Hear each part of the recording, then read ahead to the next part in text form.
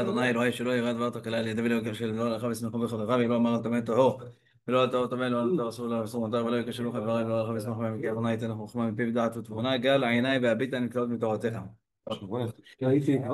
טוב, היום אנחנו לומדים בעזרת השם שמואל ב' פרק כ"א, פרק קצר יחסית ויש בו כמה עניינים. אנחנו ננסה לעמוד עליהם, 22 פסוקים, הפעם בלי להוסיף פסוקים מלפני כן, מאחרי כן, פרק שעומד בפני עצמו. ואתם תעירו עליו כי יד השם הטובה עליכם. אני מתחיל בעזרת השם. פרק כ"ב, כן, הוא אנטיתזה, אבל הוא גם אנטיתזה באופי שלו. פרק כ"ב זה שירת דוד, הפטרת פרשת האזינו, שלא תמיד קוראים אותה, כי זה לפעמים, הרבה פעמים שבת שוב. אה, מקביל פרק כ"ב, מקביל תהילים פרק י"ח. נכון? זה בערך 50 וכמה פסוקים. טוב, היום אנחנו בפרק כ"א. ויהי רעב בימי דוד 3 שנים, שנה אחרי שנה. ויבקש דוד את פני אדוני. ויאמר אדוני אל שאול ואל בית הדמים, על אשר המית את הגבעונים. ויקרא המלך לגבעונים ויאמר עליהם, והגבעונים לא מבני ישראל המה, כי אם מיתר האמורי. ובני ישראל נשבעו להם, ויבקש שאול להכותם, וקנותו לבני ישראל ויהודה. ויאמר דוד אל הגבעונים, מה אעשה לכם? ובמה אכפר? וברכו את נחלת אדוני. ויאמרו לו הגבעונים, אין לנו כסף וזהב עם שאול ועם ביתו, ואין לנו איש להמית בישראל. ויאמר, מה אתם אומרים אעשה לכם? ויאמרו אל המלך, האיש אשר קילנו ואשר דימה לנו, נשמדנו מתייצב בכל גבול ישראל, יותן לנו 7 אנשים מבניו, והוקענום לאדוני בגבעת שאול בחיר אדוני. ויאמר המלך, אני אתן. ויחמול המלך על מפיבושת בן יהונתן בן שאול, על שבועת אדוני אשר בנותם בן דוד ובן יהונתן בן שאול. ויקח המלך את 2 בני רצפה בת איה אשר ילדה לשאול, את ארמוני ואת מפיבושת, ואת 5 בני מיכל בת שאול אשר ילדה לאדריאל בן ברזילי המחולתי. ויתנם ביד הגבעונים, ויוקיעום בהר לפני אדוני, ויפלו 7 יחד, והמה הומתו בימי קציר בראשונים בתחילת קציר שעורים. ותיקח רצפה בת איה את השק, ותתהו לה אל הצור מתחילת קציר עד ניתח מים עליהם מן השמיים, ולא נתנה עוף השמיים לנוח עליהם יומם, ואת חיית השדה לילה. ויוגד לדוד את אשר עשתה רצפה בת איה פילגש שאול. וילך דוד ויקח את עצמות שאול ואת עצמות יהונתן בנו מאת בעלי יבש גלעד, אשר גנבו אותם מרחוב בית שאן, אשר תלאום שמה פלישתים ביום מכות פלישתים את שאול בגלבוע. ויעל משם את עצמות שאול ואת עצמות יהונתן בנו, ויאספו את עצמות המוקעים, ויקברו את עצמות שאול ויהונתן בנו בארץ בנימין בצלע, בקבר קיש אביו. ויעשו כל אשר ציווה המלך, ויעתר אלוהים לארץ אחרי כן. ותהי עוד מלחמה לפלישתים את ישראל, וירד דוד ועבדיו עמו וילחמו את פלישתים, ויעף דוד. וישבי ונוב אשר בילידי ערפה, ומשקל קינו 300 משקל נחושת, והוא חגור חדשה, ויאמר להכות את דוד. ויעזור לו אבישי בן צרויה, ויח את הפלישתי וימיתהו. אז נשבעו אנשי דוד לו לאמור, לא תצא עוד איתנו למלחמה, ולא תכבה את נר ישראל. ויהי אחרי כן, ותהי עוד המלחמה בגוב עם פלישתים, אז היכה סיבכי וחושתי את סף אשר בילידי הרפה. ותהי עוד המלחמה בגוב עם פלישתים, ויח אלחנן בן יערי הורגים בית הלחמי את גוליית הגיתי ועץ חניתו כמנור הורגים. ותהי עוד מלחמה בגת, ויהי איש מדון ואצבעות ידיו ואצבעות רגליו 6 ו6, 24 מספר, וגם הוא יולד לערפה.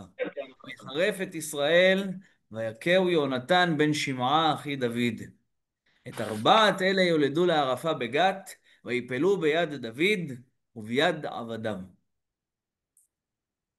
מה זה המוקעים האלה? למה צריך להוקיע אותם? ולמה דוד נתן אותם בכזאת קלות? מעולה.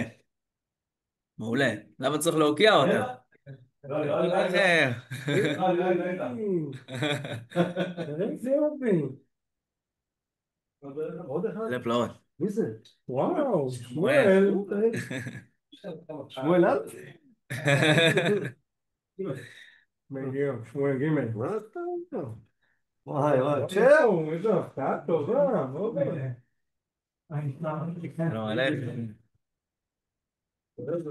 איזה כיף. איזה כיף. ברוך הבא, ברוך הבא. תראה, תראה איך נתגעגעו אליך. מה, איפה יש? איפה שאתה רוצה. לא יודעים לאף לשבת. כמו בכדורגל, לא רוצה את המשחק. לא, פעם הבאה. זה לא שכחתי. יפה. יפה מאוד. טוב, מי אלה המוקעים האלה, נכון? שבעה מוקעים. למה היה צריך להוקיע אותם? ואיך דוד נותן אותם כל כך בכבוד? תביא את בני שאול צאצאים, אנחנו רוצים להרוג אותם. כן, אבל איך הוא הסכים בכזאת קלות? ולמה הוא לקח מאמא אחת 5 ילדים? זה לא מתאים לדוד. טוב. איך הוא עשה את זה? באיזה צורה? ויאמר המלך אני אתן, כן? זה נשמע לנו כזה בקלילות. בשלוף, בקלילות כזה, כן. מכירים כבר את דוד, זה לא משהו... לא מתאים, מצוין, לא, זה הערה מעולה. אנחנו לא מכירים את דוד ככה. מצוין, טוב מאוד. בהתחלה הוא אומר שהוא לא ניתן את מפיבושת, ועכשיו הוא אומר בחשיבה שגם מפיבושת היה בפנים. יפה. אז זה לא ברור. אז מה צריך לומר כנראה? מה צריך לומר? מישהו אחר. יפה. יש שני מפיבושת. אחד מהם זה בן שאול, כן? שני בני רצפה בתיה אשר ילדה לשאול את הרמוני ואת מפיבושת. מפיבושת שהוא שומר עליו זה נכד שלו. זה הנכד, נכון. מפיבושת שהוא שומר עליו זה הנכד. שהבן של יונתן. וזה שהוא נתן זה בן שאול. בן של שאול ישירות. יש גם מפיבושת בן שאול? הנה, זה מה שכתוב כאן. וואלה. מופיע כאן. אתה צודק שלא ראינו אותו קודם. אף פעם לא ראינו אותו. הוא הבן של הפילגש של שאול. בן של רצפה בתיה. את רצפה בתיה... הכרנו, כן, את הפילגש, את הפילגש, כן, הכרנו את רצפה בתיה. כן, אני לא לא יודע. יודע מה ריבונים עשו לשאול, אבל כאילו... שאול עשה לגבעונית. סליחה, כן, מה שאול עשה לגבעונית. לא בסדר שאתה לא זוכר האמת. מצטער. אל תקפיד עלינו. סתם. רדק מפורש. לא, בוא ננסה להבין את ההערה שלי. לא הייתי יורד עליך. אם באמת היית אמור לזכור את זה, לא הייתי אומר לך שזה לא בסדר. אדרבה. רגע, זה בסדר שאתה לא זוכר את זה. זה החוטבי מים? זה ממש בסדר שאתה לא זוכר את זה. גם אני האמת לא זוכר את זה. לא, איפה לפתוח? אין מה לפתוח. לא, גבעונים כבר למדנו נראה לי. למדנו על הגבעונים. יהושע, כן, זה חוטבי בספר מים? יהושע, חוטבי מים ושואבי עצים. דווקא גבעון. כן, לפני כן. שמש בגבעון דום זה בפרק י' ביהושע, ובפרק ט' הגבעונים מגיעים ומתחפשים, אומרים לו תשמע, כן, אומרים לו תשמע, אנחנו באנו בארץ רחוקה, שמענו עליכם וזה, והוא כורת להם ברית, אחרי זה מתגלה התרמית שלהם, אבל כבר נשבעו להם שלא להרוג אותם, ויהושע מקלל אותם ונותן, שם אותם חוטבי עצים ושואבי מים. מה? לא יודע, תגיד לי אתה, לשם אני באמת לא יודע להפנות. למעשה מעיר מאור שזאת הפעם הראשונה שאנחנו שומעים על איזה משהו עם שאול והגבעונים. אנחנו לא יודעים על זה. אני מניח, אני לא זוכר. כן. אמרתי, אני מניח ששאול התנגן בגבעונים בצורה כזאת או אחרת, ועכשיו הם רוצים להחזיר את ההשלמה הזאת. אני רק אומר, רק הנחת שזה כתוב איפשהו, זה לא כתוב. תנוח דעתך, כי זה לא כתוב. כאן זה כתוב. כאן לראשונה אנחנו שומעים ויבקש שאול להכותם. ויבקש שאול להכותם. לא היה בכלל קונטקט בין שאול והגבעונים. לא שמענו על זה שום מילה לפני כן, עד עכשיו. למה שאול נכנס פה פתאום? מה זה ויאמר אדוני שאול? דוד שואל את הקדוש ברוך הוא שאלה. כן. והתשובה זה תשובה. ויאמר אדוני שאול. לא. לא ככה קוראים. הכל התחיל מהרעב בעצם. כן, הכל התחיל מהרעב. נכון, היה רעב, 3 שנים. שמתם לב? שנה אחרי שנה. מה זה אומר? קדוש ברוך הוא כועס. שנה אחרי שנה, מה פירוש הביטוי הזה? ברצף. כן. לא, שלא תחשוב 3 שנים, שנה פה, אחרי זה 2 בסדר, עוד שנה רעב, עוד 3 שנים בסדר. לא. שנה אחרי שנה, 3 שנים ברצף, זה משהו עוצמתי. זה בראש הזה. כן. אתה יודע לי פה משהו, ויהי רעב באמת דוד 3 שנים, ויאמר אדוני שאול. זה מה שיורם שאל. אז איך צריך לקרוא? תגיד לי שהיה רעב זה אומר שלא היה גשם. כן, בתקופה ההיא. נכון, צודק. אתה יודע, אתה מכיר את השאלות שלי. קודם כל שמתם לב לתובנה הזאת, ויהי רעב פירושו לא ירד גשם, בצוד, מצוין. מעולה, כן. אני השאלות שלי, אני אומר כאילו פשוט. איך הם קיימו פסח, שעורים, אם יש רעב, אז אם יש רעב אין שעורים. אם אין שעורים, אין קמח למצות. איך קיימו חג סוכות? בטח שלא אתרוגים, אתרוג שותה מים בטירוף. אתרוג עם פחות מים בליטר הוא מתייבש לך. אז למה לשאול את השם? ירדו למצרים, לשבור אוכל. לא. מאור לוקח אותנו למחוז נוסף. הוא אומר, זה שאין גשם, זה לא רק הרעב. זה הקול שלי עכשיו חוזר על עצמו. זה לא רק הרעב. יש פה גם את הפן הפיזי גשמי, ויש פה גם את הפן הרוחני. יש כל מיני מצוות שנפגעות בעקבות זה. הרבה מהמצוות מבוססות על חפצים גשמיים שתלויים בגשם, בצומח. נכון, נכון. לא, אבל בסדר. אין אז אין, זה התגובה הקרה שלנו. אומר מאור, בוא תיכנס רגע לרגש. אין מצות, אין אתרוגים, אין לולב, אין סכך. לא. באיזה רמה אוכלת עם יהודה נמצאים? נכון, נכון. זה משפיע גם על הרוחניות. זה מה שמאור אומר. אח שלי, זהו, יש מחויבים, הם בארץ ישראל. לא, אני חושב שזו תובנה מדהימה. כאילו, אנחנו אולי מרגישים קצת את הרעב שלהם, גם נראה לי, קשה לנו להבין מה זה רעב של 3 שנים, נכון? קשה, כאילו, אנחנו לא מצליחים אפילו לתפוס את זה בכלל. אין גשם 3 שנים אצלנו, בסדר, אין גשם 3 שנים, אז עושים יבוא, כמו שאומר חיים, לא, מתפילים, לא ביג דיל. אצלם זה כאילו, זה חיים או מוות. יכול להיות שהרבה אנשים מתו. שוב, התנ"ך לא מספר לנו, אבל כאילו צריך באמת להעמיק פה ברישה של פסוק א'. אנחנו ככה קוראים מהר, אבל יש פה 3 שנים קשות בימי דוד. זה משפיע רוחנית, זה משפיע פיזית, גם לא רק ברעב, בטח במתים. רעב זה אומר שכן, עשו הרעב עיני השם באיזשהו מובן. מצוין, נכון. משהו כאילו, יש פה בעיה. יש פה בעיה. לפני שכאילו, נהיה לרעב, הם לא יכולים לקיים מצוות. לא, הם בראש רוחנית כנראה לא היו במקום הזה. נכון. כי כאילו רעב. יש פה עניין של עבירות, חיים אומר עוד משהו. לא רק שהם נמנעו מלקיים מצוות. רעב לא מגיע עם עם ישראל סבבה. המצוות האלה לא חסרות להם, כי בראש הם כנראה ירדו מדרך השם. הם קודם כל הפסיקו את המצוות, ועכשיו הוא נתן להם רעב. אם אתם לא לוקחים את המצוות, אתם לא צריכים. אבל זה קצת מפריע, כי כל הפרקים שאמרנו לפני כן, אז לכאורה לא היה שום רעב. ודוד חזר לשלטון, והיה את אבשלום, והיה את האור. מצוין. כמה זמן עבר מסוף פרק קודם. מעולה. אנחנו כבר נוגעים ממש בנקודות חשובות. 3 שנים בטוח, אבל כי אנחנו כבר יודעים 3 שנים של רעב. כן. אבל כמה קדם לפני זה? אז 3 שנים דוד התבטא הרעב בעיני השם כדי לקבל את הרעב הזה. בסוף הרעב הזה זה עונש. זה עונש. אבל אנחנו לא יודעים בדיוק מתי היה הרעב הזה. על מה העונש? אבל אתה לא יודע מתי היה הרעב. בפסוק ב' יש איזה סוגריים, נכון. מאיפה? מי פתמה איתך לזה פסוק ב'?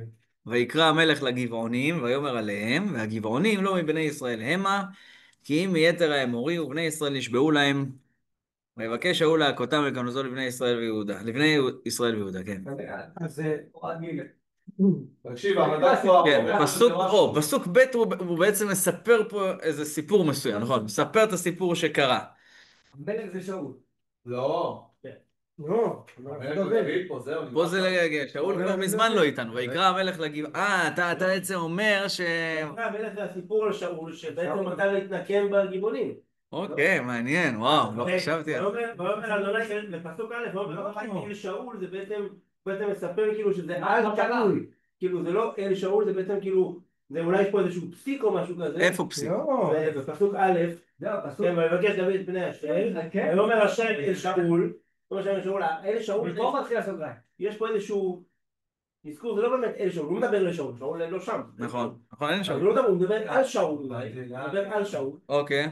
ואז פה מתואר באמת בחצי א' וב', כן, מתואר בעצם מה עשה שאול. כן, רק תוכלים, מה עשה שאול. למה לא יכול להיות שזה... מה הוא עשה? אז לא הבנתי מה הוא עשה. הוא הלך אליהם, קרא אליהם, אבל כביכול אסור לנו. אז מה זה אומר שדוד שאל שאלה וזה ויאמר אדוני נקודותיים? לכאורה זה הפשט. כן? ויאמר השם נקודותיים. זו התשובה. השם משיב, הוא שאל, יש תשובה. שאול... מה הייתה התשובה? כן, ודאי. בתורה. איך הוא ידע שזה... איפה אתה רואה, דני, אין לי טעמים, בוא נראה. ויאמר השם, כן, ודאי, יש שם, רביע הוא מפסיק ודאי. ויאמר השם נקודתיים, אל שאול ואל בית הדמים על אשר המית את הגבעונים. יש פה לכאורה שני חלקים לתשובה. שאלת, התשובה היא אל שאול ואל בית הדמים על אשר המית את הגבעונים. או שאפשר לקרוא את זה כתשובה אחת, כן, אל שאול, כלומר ששאול הרג את הגבעונים. והרי הם נשבעו להם שלא יקרו. והרי הם נשבעו להם שלא, יפה. אז כאילו הרעב זה בגלל שאול שהרג את הגבעונים? רגע, אז אומר שחר, אז בואו נתרגם את זה לעברית פשוטה עכשיו אחרי כל הסיפוכים. אומר שחר, הרעב עכשיו זה בגלל ששאול הרג את הגבעונים. לא. זה מה שכתוב. לא, יפה מאוד. דוד פה הוא כבר בן 80? לא, 80 לא יכול להיות, כי הוא בגיל 70. אז לא, אז זה בא, אז כמעט 70. הוא עוד רגע מת. עוד רגע מת. איפה שאול זה כבר פרה-היסטוריה. איך חזרת אותנו אחורה? נכון. ודווקא עכשיו? דווקא עכשיו? בוא נוסיף להקשות על הקושיה הזו. א', אז למה עכשיו? אולי זה לא עכשיו. אבל זה מה שכתוב. זה כתוב, יהי רעב 3 שנים. בימי דוד? אולי בימי דוד זה... ויהי רעב בימי דוד. כן, לא בשנות ה... שואל שחר. 68, 67. בימי דוד ההתחלתיים, כאילו? שנה אחרי... אוקיי, רגע, אז אני שומע פה עכשיו הצעה חדשה. אומר שחר, ויהי רעב בימי דוד. מתי בימי דוד? לא כתוב. שחר מציע פה שאולי זה בתחילת ימי דוד. מה אתם אומרים על ההצעה הזאת? אין מוקדם מאוחר לדבר. אין מוקדם. לא אוהב את התשובה. למה? אם זה נהיה קשה אז הולכים לשם, אבל כרגע אנחנו עד עכשיו אמרנו יפה. סתרנו בלי זה עד עכשיו, שמואל. לא, אני יודע, הוא אוהב את זה. אומר מאור, עד עכשיו היינו ברצף סיפורי יפה שהתחיל מאיפה? כאילו בפרק האחרון למדנו על סוף המרד, כן? בסופו של דבר אבשלום, ואחרי אבשלום התחיל, לא הספיק לשקוע המרד, אבשלום כבר צמח 7 בן בכרי, זהו, שקע המרד, דוד חוזר למלכות כמו שצריך, הכל בסדר. הוא מבסס את השלטון שלו. רק כדי לסבר את האוזן, תראו, שמעתי דבר יפה, זה בעצם אחד הרצפים הסיפוריים הכי ארוכים שיש בתנ"ך. זה רצף סיפורי מפרק י"א, ששם מסופר על דוד ובת שבע, וממש כל ההשתלשלות שיצאה מדוד ובת שבע, עם אמנון ותמר, ואבשלום, וכל מה שיצא מרד אבשלום, ושבע בן בכרי, מפרק י"א עד פרק כ'. ממש רצף סיפורי אדיר של 10 פרקים. כמעט אין דברים כאלה בתנ"ך. תחשבו, ספר שופטים, כל שופט יש לו 2-3 פרקים, שמשון 4 פרקים.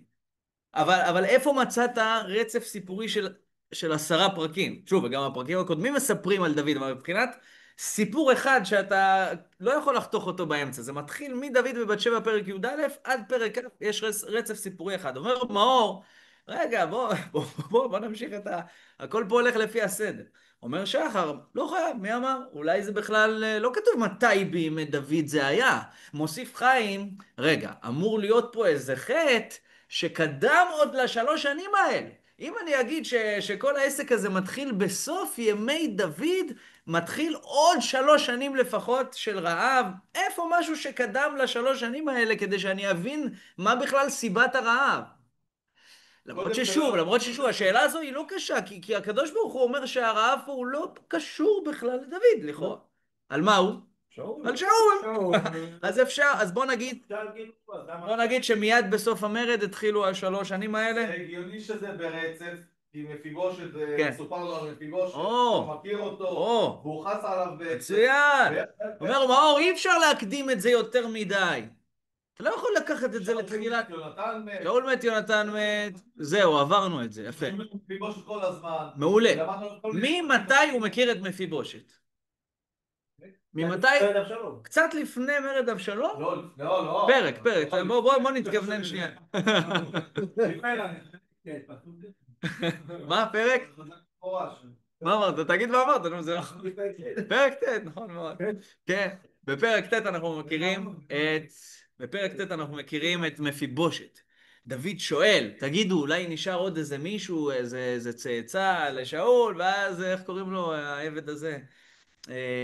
העבד של בית שאול. ציווה, כן. הציווה אומר לו, כן, יש לו שם, הוא נמצא בלא דבר, הולך, מביא אותו, מקרב אותו. אומר מאור, אי אפשר להקדים את הסיפור פה אצלנו יותר מדי לתחילת ימי דוד. כי פה מדובר שהוא כבר מכיר את מפיבושת, הוא שומר עליו, הוא לא רוצה לתת אותו וכו'. יפה מאוד. אז אומר מאור, אני מעדיף להגיד שזה הולך לפי שזה רצף. מצד שני אפשר אולי כן להקדים את הסיפור, אבל לא יותר מדי. כלומר, דוד כבש את ירושלים, דוד כבש את בני עמון וכו', לפני דוד ובת שבע אולי, או לפני מרד אבשלום, אפשר להשחיל שם את הסיפור הזה עם הרעב. זה היה כמה שנים בודדות, כאילו, אחרי שאול. כמה שנים בודדות? אני אגיד לך מה, אחרי שאול דוד הספיק למלוך 7 שנים בחברון. לפני בת שבע? לפני בת שבע, בטח, 7 שנים בחברון, והספיק לכבוש את ירושלים ולמלוך בה תקופה מסוימת, כי בכל הסיפור של בת שבע היה כבר שהוא היה מלך בירושלים. עשור פלוס. כן, אז שוב, מאור אומר, תשמע, אתה לא יכול להקדים את הסיפור הזה לתחילת ימי דוד. לחלק מהפרקים יש פרקים גם, כן, אבל יש פה כמה פרקים שאמרנו שהכינו לו וואחד ארוחות, והיה פה איזה משהו עם ארוחות, בפרקים הקודמים. כן. שזה מישהי הכינה ארוחות, הוא בא לפה, היא כיבדה אותו וכל כך הרבה, אז איך הכינה את כל זה משלב? אז זה לא שם. אז זה לא שם. אוקיי, בסדר, אז אמרנו, זה לא בזמן המרד, כן, אתה מתכוון לכל זה שהביאו לדוד מלא ציוד, אספקה וזה, בשעה שהוא ברח מאבשלום, ציווה בהם חמורים וכו'. בסדר, אז זה לא בשעת המרד, אז זה אולי אחרי המרד, אם אנחנו לא רוצים להגיד אין מוקדם ומאוחר, אם אנחנו רוצים לשמור על הרצף של הפרקים ולטעון שפרק כ"א הוא אחרי פרק כ', או שאפשר להקדים את הסיפור הזה ולהגיד שהוא כן היה מוקדם, אבל לא מוקדם מדי, אלא אחרי שדוד כבר מכיר את מפיבושת. בסדר, בדיוק. מצוין, יופי, אז באמת יש את שתי האופציות קיימות בפרשנים. יפה שהעליתם את הנקודה הזו, יפה שהעליתם. על הצד שהפרק הזה, כמו ששחר אומר, הוא מוקדם, שמואל, הגעת ככה בלי עכשיו להיכנס באמצע הסיפור. משהו חדש פה, לא קשור לפרק הקודם בהכרח. או לכל הפחות יש פרשנויות שאומרות שהוא לא קשור לפרק הקודם. כלומר, הוא לא קרה אחרי הפרק הקודם. הוא משהו שקרה אי שם בימי מלכות דוד, לא יודעים בדיוק מתי. יופי, מצוין. אבל אפשר גם להגיד שזה קרה אחרי הפרק הקודם, אחרי מרד אבשלום, אפשר. תגידי, מיכל לא ניתנה לדוד? או, יפה מאוד. אמרנו שהוא חיתן אותה עם מישהו והוא לא נגע בה. מצוין, פלטי בן ליש, נכון. ניתנה לאדריאל בן ברזילי המחולתי. נכון, זה מישהו אחר. מיכל ניתנה לפלטי בן ליש. שלא נגע בה. שלא נגע בה. לדוד. זה ככה חז"ל אומרים. נכון. אז מה, דוד גירש אותה והתחתנה עם האדריאל והביאה 5 ילדים? זאת לא אותו מיכל. מיכל בת שאול? רגע, מיכל בת שאול, נכון. 5 בני מיכל בת שאול, אין עוד מיכל בת שאול, לפחות לפי מה שידוע לנו. למרות שוב, אם אין ברירה כמו מקודם שראינו 2 מפיבושת, אז צריך להגיד שיש 2 מפיבושת. אבל כל עוד אין הכרח להגיד את זה, גם לא יכול להיות מה הוא קרא לשתי ילדות שלו מיכל. אולי משתי אמהות, לא צריך להגיע לשם, אתה מבין? אז זה אותה מיכל. בוא נוסיף להגיד, אתה אומר ככה, מיכל בכלל היא הייתה אשת דוד והיא ניתנה לפלטי בן ליש. מי היא זו שניתנה לאדריאל בן ברזילי המחולתי? מירב. אז מה רש"י כותב? היא גידלה אותם, רק גדלה אותם, אבל מיכל גידלה אותם, ולכן מי שגידל עכשיו אין מה לא. נכון. יש פסוקים כאלה בתורה, אלה תולדות משה ואהרון, ככה כתוב בשמות פרק ג', ואז את הילדים של מי הוא מונה שם? רק את הילדים של אהרון. רש"י מפורש שם במקום בשם החז"ל, כל המלמד בין חברות תורה, מעלה עליו כתוב כאילו ילדו. כן, זאת אומרת, אנחנו מצאנו כבר דברים כאלה, אפילו בתורה. אז גם פה יגיד המדרש, מתוך קושי ברור בפסוק, כי מה מיכל קשורה לפה? בכלל לא מיכל ניתנה לאדריאל, ומיכל בכלל הייתה אשתו של דוד. ועל מיכל, דרך אגב, גם נאמר שלא היה לה ולד, לא היה לה ילד, עד יום מותה. אז לא יכול להיות. אז כנראה שמדובר פה על מירב, ומירב באמת ניתנה לאדריאל, אז למה נקראו על שם מיכל? כי מיכל גידלה. מיכל גידי. לא הבנתי מה רצפה בת היה עשתה עם השק או, מצוין, מצוין, לא, נכון. היא הורידה אותם כאילו. בפסוק י' ותיקח רצפה בת היה את השק, ותטה לה אל הצור, שמרה על הגופות. שמרה על הגוף. בכלל, כל הסיפור הזה עם דוד, שהוא מה, אני לא הבנתי, מה הוא נותן? כאילו, מחווה כמה אנשים שיעברו? מה הולך פה, כן. לא מתאים לדוד. לא מתאים לדוד, שאלנו את זה. תפס שאול, כל כך הרבה פעמים, יכול להרוג אותו. לא, גם כאילו בא, בגלל זה יש לנו רעב. הוא חייב לעצור את הרעב. הוא חייב לעצור את הרעב. חייב לעצור את הרעב. חייב לעצור את הרעב. עכשיו, הרעב על מה הוא? מה השם אמר? הוא שאל את השם. עכשיו תגיד את ההלכה הזו שאומרים, יש כאן מים שתי אנשים. על שהרגו את הגבעונים. תפייס אותם. צריך לפייס אותם. מה הגבעונים ביקשו? 7 אנשים מבני שאול. נו. תראה, הבקשה היא מטורפת, אבל מה אתה היית עושה במקומו? סליחה שאני מעמיד אותך. זה לא ההלכה הזאת עם כד מים ושני חברים במדבר? כן, שמה? כאילו, להביא לאחד שאחד ישרוד על חשבון השני ראש של חברים, או ששתיהם ישתו ואולי יבוא אצל מושיע? מה ההלכה? אה? מה ההלכה? תפסים את עצמו. שאחד ישתה לעצמו. אחד ישתה והשני ימות. כן. וואלה. אז האם יש רעב? וואלה. 7 ימותו, בעם אחד. ימותו בעם. לא כתוב שהגבעונים תנו להם אוכל. אותו דבר אתה יכול להגיד על החטופים. לא כתוב שאם אני אעשה לך את זה, הגבעונים תנו אוכל. מה? נעשה את זה. מה הקשר שהגבעונים ייתנו אוכל? על מה מדובר פה? אנחנו לא בידיים של הגבעונים. לא, זה לא שאחרי שהוא הביא להם את הילדים אז...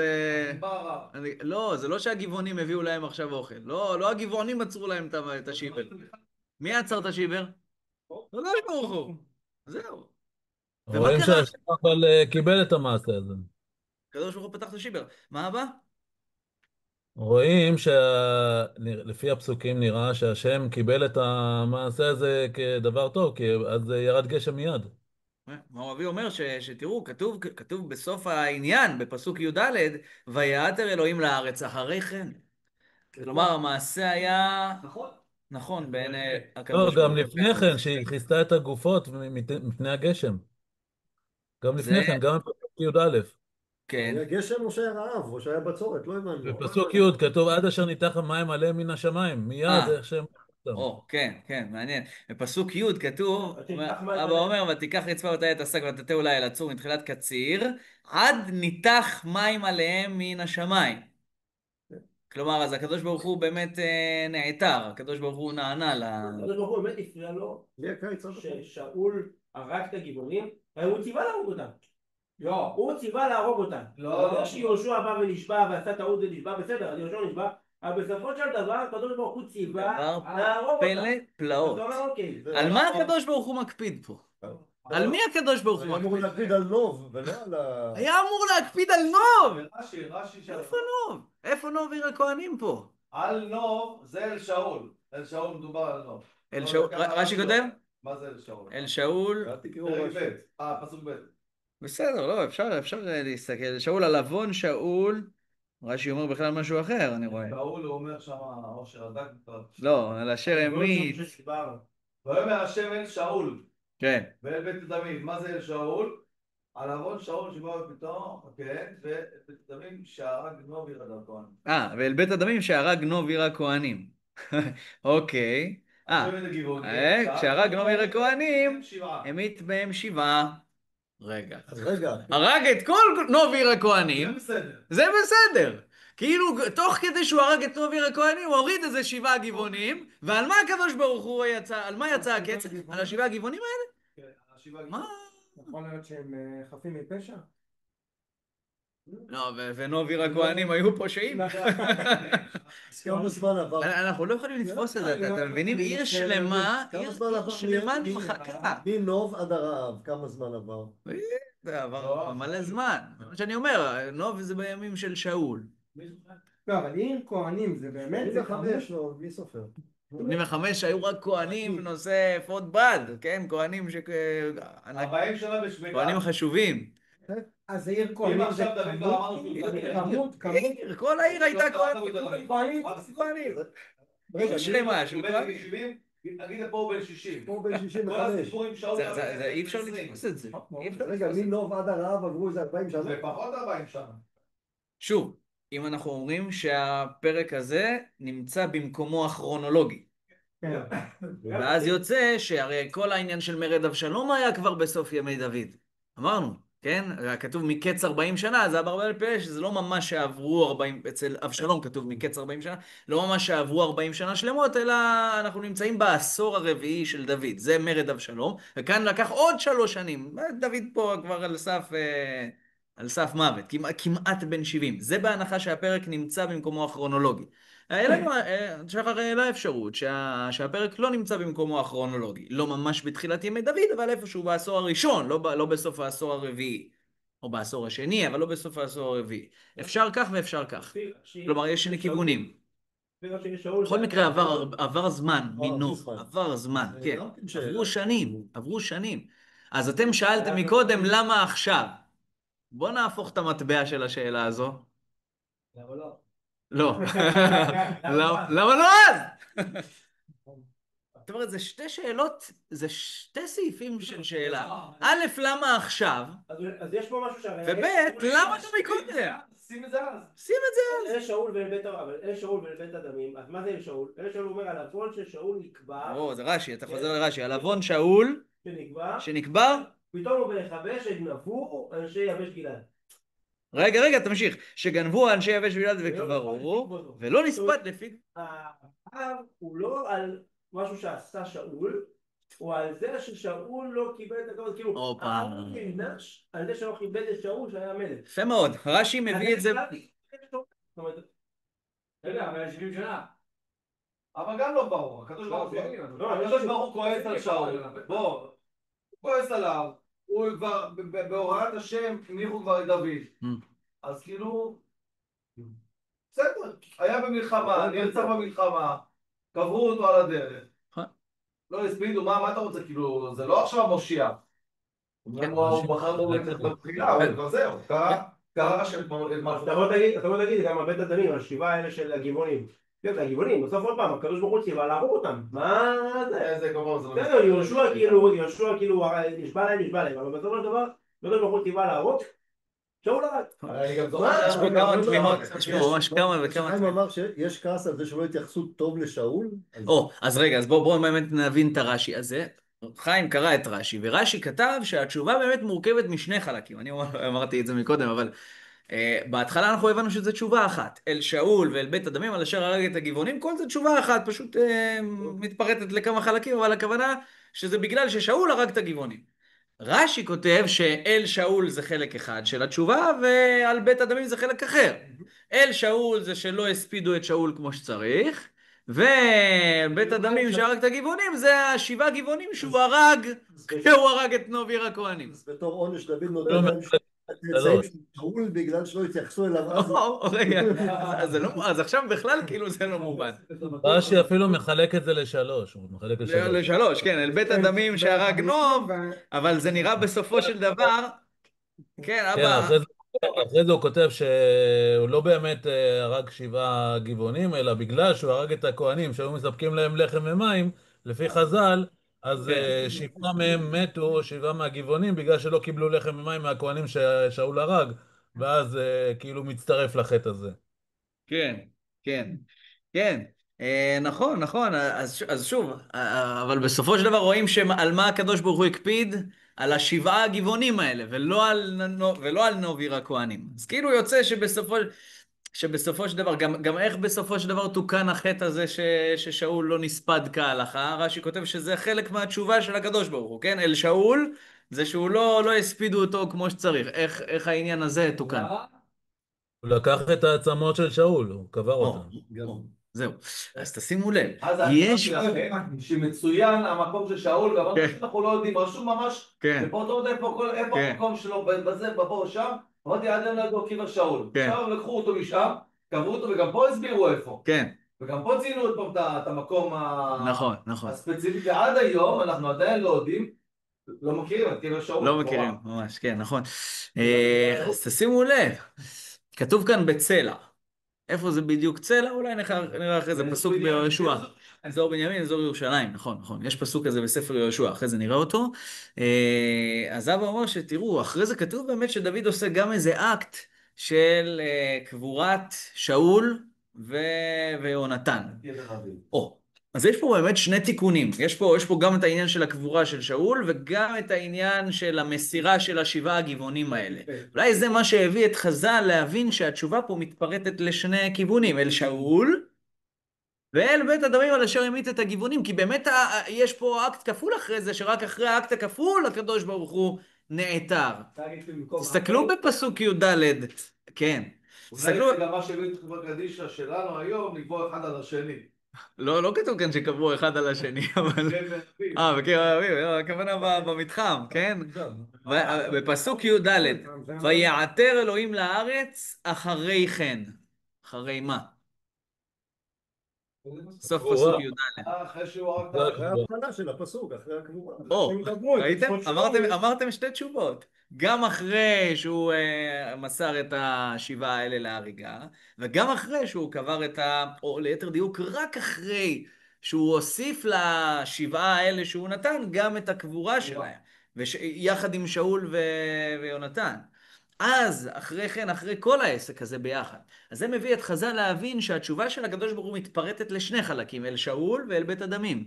רק אמרנו, איך זה שהוא נותן, יורם שואל, אז איך זה שהוא נותן 7 מהילדים של שאול, כאילו הוא מפצה את זה על זה שלא ספדו את שאול כהלכה, אז אדרבה, אתה פוגע בשאול, כל הקפדה פה זה שלא כיבדו את שאול כמו שצריך, אתה פוגע בו עוד יותר. אתה מוסר 7 מבניו. כן. וגם למה עכשיו? וגם למה עכשיו? לא, אנחנו מוסיפים, כל זה ערימה של שאלות, זה בנוסף לשאלות שכבר שאל. למה תמיד לא העלה את עצמות שאול עד עכשיו? אתה יודע מה, לא שאול, יונתן. מצוין, מצוין. למה? חשבתם על זה? אני האמת, עד היום, ועד שקראתי איזה מאמר, לא שמתי לב לזה. אהבת דוד יונתן. אהבת דוד יונתן. רגע, זה לא רק אהבה באוויר. ודאי.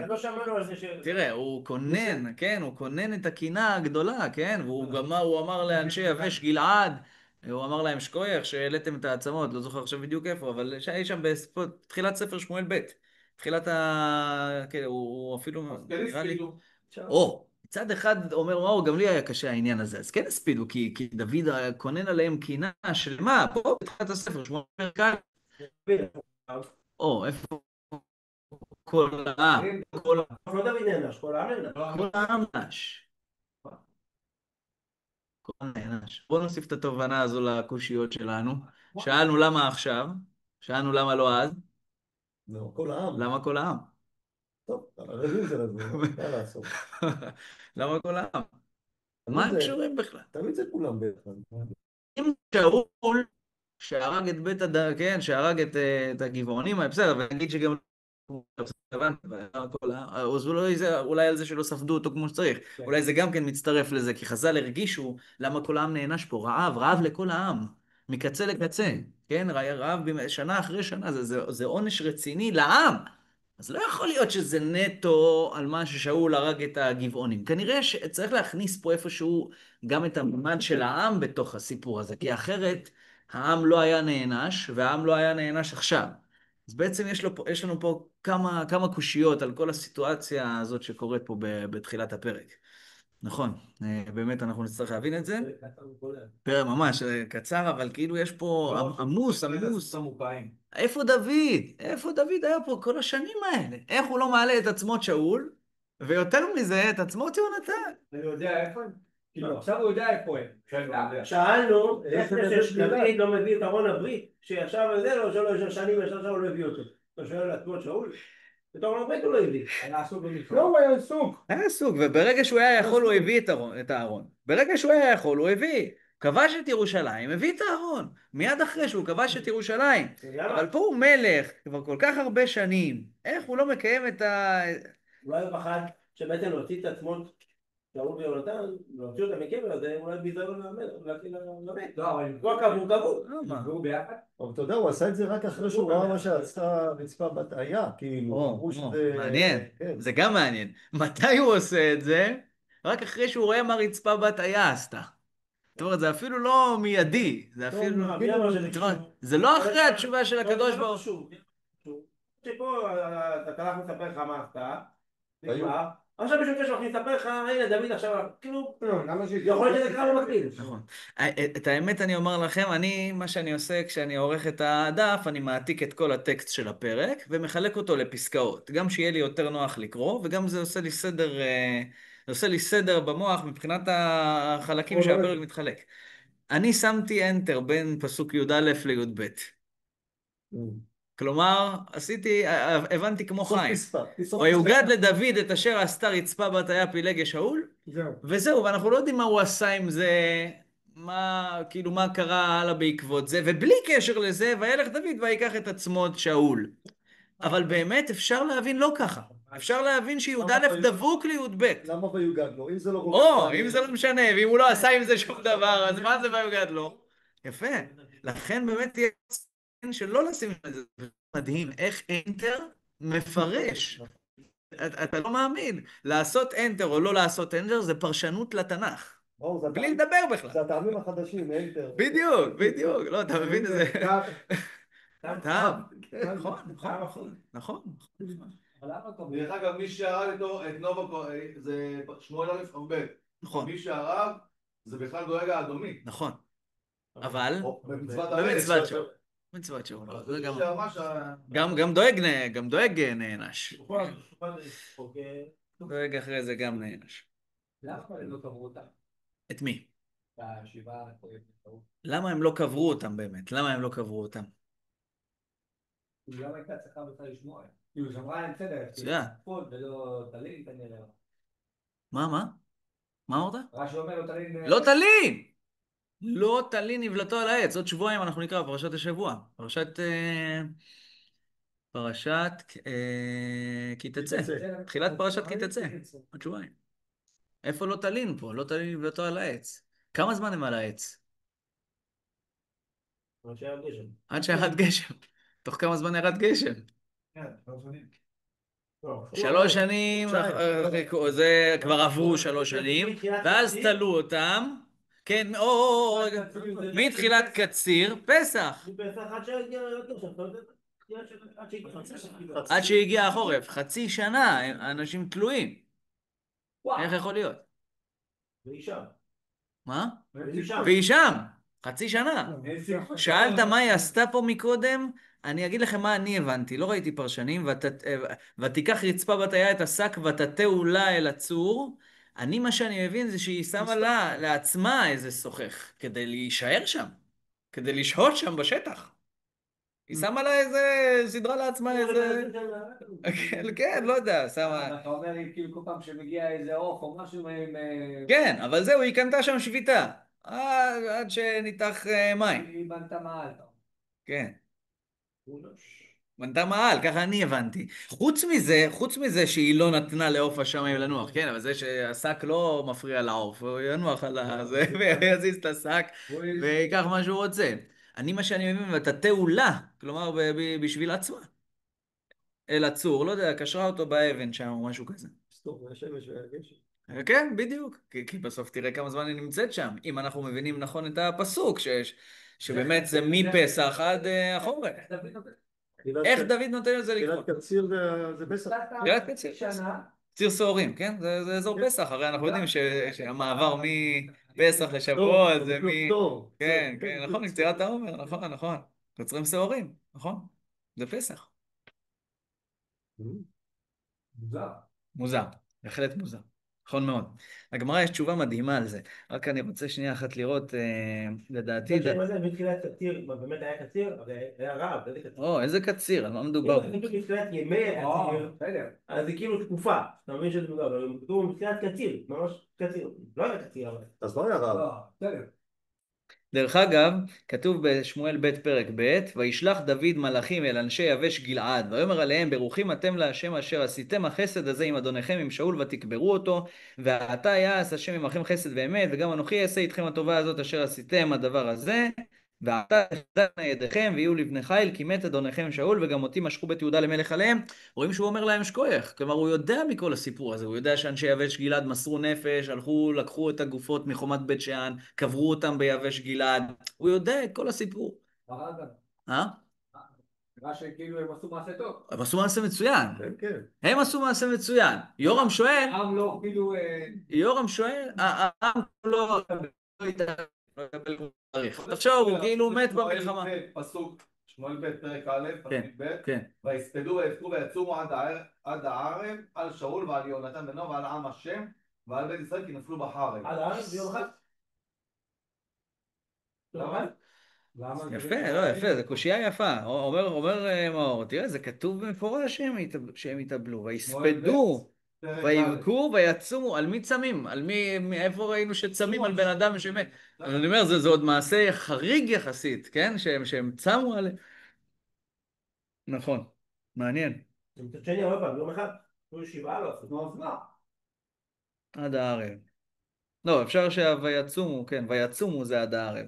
הם צמו עד הערב. לא עשה את זה באותו רגע, כי בפסוק א' רשום, ויהי אחרי מות שאול ודוד שם מהכות את העמלק וישב דוד בצקלג ימים שניים. זאת אומרת, הייתה תקופה ורק אחר כך בא אליו העמלקי הזה שאמר לו, אני זה שהרגתי את שאול והוא מת, ורק אז הם הספידו אותו. אז הם לא הספידו אותו, לא, אבל הם לא ידע. הם לא ידעו, כן, לא, זה הם לא אשמים. זה גם שנתיים. לפי ההקשר שם זה לא שנתיים. טוב, מה אתם אומרים על סוף הפרק? ואז נעבור לדף. התמקדתם בהתחלה שלו. עייף דוד. התעייף, דוד התעייף. נכון. אם נסביר... אין עוד מיותרת בתורה. כן. יש פה דברים שנראה... פסוק א' אצלנו. כן. לדוד את אשר עשתה יצחק. שאלנו, כן, נכון, שאלנו. דברי הימים תראה לנו שם בהמשך. לא, אתה צודק, אני אפילו שמתי אנטר, אבל לכאורה באמת האנטר הזה עוד יותר מקשה, כי יוצא שהפסוק הזה הוא לא עשה כלום, הוא לא... מה אתה רוצה להגיד לזה? כן. אבל אם יהיה לפי יורם, הפסוק הזה הוא חשוב, כי אחרי שאמרו לדוד את מה שהיא עשתה, רק אז הוא התעורר בהשראתה, ובעקבותיה לקחת את העצמות של שאול. המדרש יגיד שהוא אומר, תראה איזה... נכון. אם זה לא מלך. נכון. ועדיין הוא מבין שכאילו צריך עוד לעשות פה משהו. הוא מבין שזה לא, זהו, יש פה עוד מה לעשות. כן. דוד התעייף, נכון. בסוף הפרק אנחנו רואים ארבעה ענקים, כל מיני אנשים מוזרים כאלה, שדוד ואנשיו... כן, 4 קרבות, נכון, 4 קרבות, וכל אחד מהקרבות הרגו איזה ענק אחר. בואו נתמקד רגע אחד רק בפסוק י"ט, תגידו לי מה אתם חושבים על פסוק י"ט. ותהי עוד המלחמה בגוב עם פלישתים, ויך אלחנן בן יערי הורגים בית הלחמי את גוליית הגיתי, ועץ חניתו כמנור הורגים. קודם כל גוליית חזר לנו. יודעים כרומנות. רגע, זה גוליית. מי הרג את גוליית? דוד! תשאל כל ילד. מי הרג את גוליית? זה דוד. ומי כתוב כאן שהרג את גוליית? מה? הנכד של גוליית. יפה. פה כתוב שזה אלחנן בן יערי הורגים בית הלחמי. נכון. גוליית סן. זה יכול להיות באמת שגוליית, אנחנו מכירים תופעה כזו, כמו שיש פרעה. פרעה זה לא בן אדם מסוים, זה שושלת. אז אולי כל הענקים האלה נקראו על שמו, או שנקראו בשם גוליית או משהו כזה, אז יכול להיות שהיו כמה גוליית. נכון. יכול להיות שהוא אפילו נקרא על שמו, נכון? אפשר שהוא נקרא על שמו. יפה מאוד. חז"ל יגידו שאלחנן זה דוד. כלומר שהתנ"ך מכנה אותו פה אלחנן, שהשם האל חנן אותו והציל אותו, אז לכן הוא נקרא כאן אלחנן, ובאמת זה מדובר פה על הסיפור של, כן, דיברנו עלינו מוקדם ומאוחר, זה בעצם הסיפור של דוד, זה אחת המלחמות הראשונות שדוד עשה, והרג את, מה זה בן יערי הורגים? הורגים זה שהוא היה מהמשפחה של בצלאל, שהיו אחראים על מלאכת האריגה למקדש, והמקדש נקרא יער. יער הלבנון או משהו כזה, יש איזה פסוק שם, ככה חז"ל ידרשו את הפסוק, כן? בית הלחמי, זה כן, אנחנו מכירים שגם דוד היה בית הלחמי, כלומר מבית לחם. אז ככה חז"ל יסבירו, ועץ חניתו כמנור הורגים, זה ביטוי שנכתב על גוליית, ממש המילים האלה, עץ חניתו כמנור הורגים, כתוב שם בשמואל א'. טוב, יפה מאוד. בוא נראה קצת את הדף. אני לא הספקתי, גם אף הפעם הזה. באמת? טוב, עד שנדפיס, היינו צריכים לעשות את זה כבר קודם. לא משנה, אז בואו, רק אולי נשלח את זה. בסדר, אולי, כן, אולי אבל עכשיו כן בכל זאת נשלח, שמי שירצה לפחות יסתכל שיהיה לו את זה. אז כן, נמצא, רגע, צריך לפתוח את זה מחדש. זהו, עשיתי עצירה רגע של ההקלטה. כן, פה הוא לא תמיד קולט אותו, למה? אין בעיה. כי צריך לגרור את זה משם, נכון? אפשר. אני גם יכול לעשות צילום מסך, להקטין את זה טיפה ולעשות צילום מסך. עדיף נראה לי לגרור את הקובץ, נראה לי יצא יותר יפה. יש לי זה. נכון. אתה יכול להיכנס מפה, ואז זה הקובץ.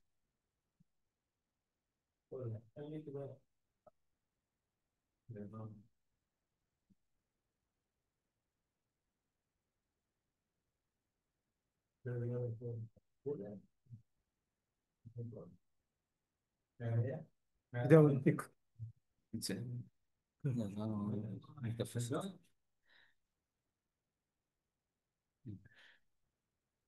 יופי. עכשיו, איפה היית? חוזר לפה. כן. בסדר, בסדר. הנה, להמשיך להקליט? כן. בסדר. אתה בינתיים תשלח, אני... טוב. אז אנחנו בעזרת השם ננסה ללכת בדרכם של הפרשנים, תכף יישלח, מי שירצה יוכל להסתכל בטלפון. אנחנו נתחיל עם דברי האברבנאל. האברבנאל בעצם מנסה לדון, עוד רגע הוא ישלח, מנסה לדון בהתחלה איפה באמת ראינו ששאול הרג את הגבעונים. איפה זה כתוב? ומאור כבר העיר את זה שהוא לא זוכר איפה, וזה בסדר שהוא לא זוכר, כי זה לא כתוב בשום מקום. אז אנחנו ננסה להבין מאיפה זה צץ פתאום בפרק הזה, פתאום אנחנו שומעים על הנושא הזה. אומר אברבנאל במסכת בבא קמא דרשו, וכי היכן מצינו שאול גבעון? שואלת את השאלה הזו, איפה זה כתוב?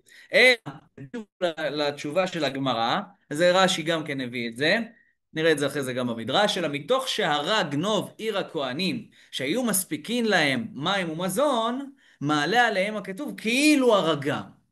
זאת אומרת, שאול הרג את הגבעונים? לא. הרג את נוב כי הם פרנסו. זה לא כתוב, כי זה לא היה. כן? וכי היכן מצינו שהרג שאול? לא הרג שאול, לכן זה לא כתוב בשום מקום. אלא מה? אז למה בכל זאת כתוב כאן שהקדוש ברוך הוא אומר ששאול המית את הגבעונים? כי הוא הרג את נוב עיר הכהנים, ונוב עיר הכהנים הייתה אחראית על האספקה של המים והמזון לגבעונים האלה, כי בסוף גם הגבעונים היו שואבי מים וחוטבי עצים למזבח, למקדש. אז הם היו גרים בסביבות עיר הכהנים. אז הם היו נסמכים על פרנסת עיר הכהנים. אם עיר הכהנים לא נמצאת, גם הם אין להם מאיפה להתפרנס, אין להם מים, אין להם מזון. חלק מהם מתו, ובגלל הגרמה הזאת, שזה נגרמה בעקבות מה ששאול הרג את נוב עיר הכהנים, אז זה מה שהקדוש ברוך הוא בעצם מתכוון כאן. רגע. מוזר. כן, מה מוזר? אמרנו שמישהו נשבע לא להרוג אותם. אם אני עכשיו עושה משהו בגרמה שגרם... מצוין, מצוין. אז מצד אחד זה מסביר את הנושא של שאול. אמרנו מה, שאול סתם הרג אותם? שאול סתם עבר על השבועה שיהושע נשבע להם? אז זה כאילו מיישב את העניין עם שאול. לא, שאול לא הרג, לא עבר על השבועה. בסך הכל נגרם פה איזה משהו בגרמה, אז זה מבחינת שאול. רק אומר שמואל, אם ככה, אז למה צריך, אז העונש עכשיו לא מובן. מה, אז על זה שבגרמה כאילו מתו פה כמה גבעונים, אז בשביל זה צריך עונש כל כך חמור, רעב על עם ישראל, כל עם ישראל 3 שנים סובל ממשהו שאפילו לא היה במכוון? זאת אומרת, אז מצד אחד זה מיישב משהו אחד, וזה יוצר קושייה מהצד השני, שהעונש הוא כבר בלתי נתפס. העונש לא היה לנו מובן אפילו שאנחנו הבנו שהיה פה רצח מכוון של הגבעונים. כל שכן שאתה אומר שאפילו לא הרג את הגבעונים בכוונה. אז לכן אומר פה אברבנאל, והיותר נראה בעניין הוא, אנחנו מכירים את זה כבר, שאברבנאל מציע לפעמים פרשנויות חדשות, והוא לא, פה זה לא חידוש שלו, הוא נסמך, תכף תראו על מי, אתם תגידו לי מי זה, והיותר נראה בעניין הוא, אני נמצא במקור אחד, שבהכות שאול נוב עיר הכהנים, היו שם עמהם גבעונים, חוטבי עצים ושואבי מים לבית השם, והרגו להם. מי זה הרב סעדיה? גאון. השג, יפה מאוד, רבי סעדיה גאון. אז הוא אומר, זה לא שבגלל שהוא הרג את נוב, אז לא היה להם מים ומזון, ואז הם מתו מעצמם ברעב. לא, אלא שתוך כדי ההרג והקטל של נוב עיר הכהנים, גם הרגו את הגבעונים שהיו שם. אז זה כבר יותר מסביר שהיה הרג מכוון של הגבעונים. זה שהרג את כל נוב עיר הכהנים. יפה. הרגו את כל מי שהיה בעיר. נכון, אז למה דווקא על הגבעונים? ויותר מזה, הגבעונים... גם ככה זה מהעמים שהקדוש ברוך הוא להשמיד, הם עוד עבדו עלינו, שכאילו יצא לנו רק נזק מהם. אז על מה אתה מקפיד? על הגבעונים? מה עם נוב? מה עם נוב עיר הכהנים? על זה אתה לא מקפיד? הם לא מופיעים עובדי עבודה זרה? בסופו של דבר סיפחו אותם אלינו, אני לא יודע מה בפועל הם עשו, לא יודע מה הם עשו. כן ראיתי פרשנות, נכון, שמצאו אותם עובדים עבודה זרה. כן ראיתי פרשנות שבעצם מה המקור לזה ששאול הרג את הגבעונים, זה שכתוב ששאול הסיר את האובות ואת האידאונים מהארץ. זה פסוק מפורש, ששאול עשה את האקט הרוחני הזה והסיר אובות ואידאונים. ולכן גם התנ"ך, זה מצווה. לכן גם התנ"ך אומר לנו כאן שהגבעונים הם מהאמורי. כלומר, הם עדיין התנהגו, הם לא זה שנתנו אותם בעצם משואבי מים, זה לא שהם הפכו להיות יהודים. הם עדיין התנהגו במעשה האמורי, ושאול, תוך כדי שהוא החריט את האובות והאידאונים, אז גם כן חלק מהגבעונים נהרגו בעניין הזה. ועדיין, כן, זה לא מסביר לנו אז על מה הקפידה הגדולה שאול הרג אנשים חשובים ונכבדים מאלה. כן, בסופו של דבר מהגרים האלה. אז בוא נתקדם קצת ונראה על מה יצא הקצף. לפי ההקדמה הזו שאומר האברבנאל, הוא מסביר מה זה הביטוי ועל בית הדמים. מה זה בית הדמים? אומר האברבנאל, זה אנשי נוב. כאילו בנוב, שהוא הבית והעיר שנעשה כולו דמים והריגה. ולפי שבנוב נהרגו הכהנים ונהרגו גם כן הגבעונים, הודיעו שלא היה הרעב על השם כי כבר קיבל על זה עונשו בחייו, כמו שאמרתי. אברבנאל מסביר שבעצם על הרג נוב עיר הכהנים הוא מקשה את הקושייה שלך יורם ואומר רגע על הגבעונים אתה מקפיד ועל נוב לא קיבל שום עונש. אומר שאול על נוב הוא קיבל, אומר אברבנאל סליחה, על נוב הוא קיבל עונש, הוא אחד עונש. עצם זה שהוא נהרג בחרב ושלושת בניו נהרגו לעיניו בחרב, וגם אחרי זה ישבוש את בנו גם כן נהרג בחרב, זה על זה שהוא הרג את נוב עיר הכהנים בחרב. על זה הוא כבר קיבל עונש והרבה יותר חמור. אז פה מה נשאר להעניש? מה נשאר לקדוש ברוך הוא להעניש אותו? לא על נוב עיר הכהנים, נשאר את השפיץ הזה של הגבעונים, שהם היו צריכים עכשיו, שעל זה עכשיו הקדוש ברוך הוא מקפיד פה, גם על זה, כי על נוב הוא כבר קיבל את עונשו. כי אם על אשר המית את הגבעונים, לכן בא הרעב להיעצר השמיים, ולכן לא היה מטר בעונש שהמית לשואבי מים לכל העדה ולמזבח השם. כלומר, יש פה לפי אברבנאל מידה כנגד מידה. למה לא היה מטר? על זה שהרגת את שואבי המים. אז גם על זה צריך עכשיו, אברבנאל מסביר פה שיש פה עוד שפיץ להעניש. למה כל העם? אז בואו נראה באמת למה על כל העם. אני קופץ לטובת העניין למקור 5. מעולה. לי עד היום חורף, מעולה. ושחקו הנערים לפנינו, כן. ואני אומר פה אחרי שברוך זה בסדר כאילו, נכון. אין בעיה, שחקו הנערים לפנינו, איפה שם? מלחמת אחים, הכל בסדר, שתי צבאות, דוד, שאול, ראשי צבא, רמטכ"לים, בוא, שתה. יש לי תשובה שעכשיו עולה לי בעקבות השאלה שלך. עם זה. עכשיו זה מנצנץ. כאילו, כאשר להם הגבעונים, במידה כנגד מידה, ושואבי מים על 7 פה, 7 שם, ופה ושחקו הנערים לפנינו, נכון. אז תגיד טוב, הם היו צריכים וכמה? היו חייבים כרת. לא, בסדר, אני לא הולך בכיוון הזה. אני לא יודע ללכת בכיוון הזה. אבל מה כן עלה לי עכשיו בעקבות השאלה שלך, אולי יש בה איזה משהו. אני אומר שזה עצמו כבר היה העונש. כלומר, אין צורך להעניש יותר מזה. עצם זה שמתו אנשים מעם ישראל. למה הם? זה רצח עם, שלחת אנשים שישחקו לפניך וימותו. לא, אז אני אומר, אז אין צורך עוד להעניש את עם ישראל בנוסף, שעוד יהרגו, שעוד ימותו, לא צריך, הקדוש ברוך הוא אומר, די, כבר הענשתם את עצמכם, אני לא צריך להעניש אתכם. אתם כבר גרמתם את העונש הכי גרוע שיכול להיות לעצמכם. אין לך יותר גרוע ממכם להעניש אותך. העיקר שאתה תבין כבר... על מה? לא, נכון. אז למה להעניש? מה זה, על מה העונש? למה שזה יקרה בכלל? אני אומר, כאילו, מבחינתי העם היה פיקס. יש בחירה, אבל... והכל בסדר. יש בחירה, בסופו של דבר האנשים בחרו, האנשים שהיו שם, אבנר ויואב, בחרו. ומידה כנגד מידה, פה אין שום סיבה שום כלום. כן. ברצח עם והכל בסדר. כן. הקדוש ברוך הוא מעביר את זה, הכל טוב. נכון. טוב, לא, אתה צודק, אתה צודק. שם לא ראינו שהקדוש ברוך הוא הקפיד על זה ואמר, הלו, עכשיו אני עוצר את השמיים ולא יהיה מטר זה עמך. וזה... גבעונים זה לא עם שלך. וגבעונים בכלל לא קשורים. הולך לי על גויים, כאילו שבעה גויים, ואתה עכשיו הולך מידה כנגד מידה. הקדוש ברוך הוא אמר שלהם, בתוך מלחמה. כן, יעשה להם רעב בצורת, יגמרו אותם. יכול להיות שגם היה פה איזשהו חסד שהוא דחה את העונש. כן, צריך להבין, נכון, צריך להבין. אין לזה שאנחנו אומרים שכאילו הקדוש ברוך הוא תמיד הרי הוא כאילו, הוא דוחה את העונש תמיד. כן, ראינו כבר שבוע שעבר, כן? חי ושאול, היו מלחמות, אבל זה אקט כזה של כאילו, יאללה, נו, תעמוד שם, אני אעמוד פה, שלח את החיילים שלך, נשלח את החיילים שלי, בוא נראה מי ינצח. זה כאילו... נכון. לא, שם זה... מכות בבית ספר, אחי. נכון. זה באמת היה הזוי, כן, נכון. זה נראה לי הזוי. זה עד היום מחלחל לי דבר. צודק, צודק. צריך ללמוד את הפרק שוב, לעומק. אומר פה המלבים במקור 5, אני קופץ רגע אחד לעמודה השמאלית, כי הוא פשוט מוסיף על דברי אברבנאל עוד דבר. אומר פה, הכתובים מורים כפי מה שכתב רבנו סעדיה, ואחריו החזיק השר מעריה, זה אברבנאל בתוספת דברים, כי עת הרג שאול את נובי הכהנים, נמצאו שם גם מן הגבעונים ונהרגו עמהם. ואני אומר, הוא מוסיף על זה תוספת דברים. כי אחרי נהרגו הגבעונים אשר נמצאו אז בעיר נוב, שעל זה אמר אשר המית את הגבעונים.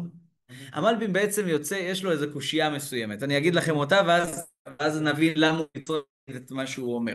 תראו, בפסוק א' כתוב, על אשר המית את הגבעונים. אז שאול הרג או לא הרג? לפי המלבים, כן. לפי הפסוקים, אשר המית או הרג. אבל בפסוק כתוב, ויבקש שאול להכותם, אז הוא הרג או לא הרג? לא, רק הרג. אז זה הקושייה שהמלבים שואל, פסוק אחרי פסוק, אז תחליט, הוא הרג אותם או לא הרג אותם? מתוך הקושייה הזו הוא מפרש פירוש יצירתי ואומר ככה, אני אומר, כי אחרי נהרגו הגבעונים אשר נמצאו נוב, שעל זה אמר אשר המית את הגבעונים, אז היה אקט של הריגה ממש, בתוך נוב. חוץ מזה, שפך שאול כאש חמתו גם על יתר הגבעונים הנמצאים בערי ישראל, וציווה לכלותם או לגרשם מן הארץ. אחרי שחשב עליהם, כי אדם עם הכהנים המורדים, כי הם משרתי המזבח וכהני השם. והגם שנשבע להם יהושע לאחיותם, חשב כי הם הפרו ברית במה שמרדו במלך, בשאול, בשם מיתר האמורי ואויבי ישראל. ועל זה אמר, לכן יש את התוספת, ויבקש שאול להכותם בקנותו לבני ישראל ויהודה. כלומר, חוץ ממה שהוא הרג בפועל את הגבעונים בעיר נוב, חוץ מזה הוא עוד המשיך לדכא אותם ולכלות אותם ולהוציא צווים, יאללה, תגרשו אותם מפה, אני לא רוצה לראות אותם. והגם שלא קמה עצתו, לכן כתוב ויבקש. זה לא קרה בפועל בצורה מושלמת, אף אחד לא גירש אותם מהארץ והמשיכו לשבת פה. בכל זאת כבר ניתנו להפקר, ועשו בם איש הישר בעיניו. יפה.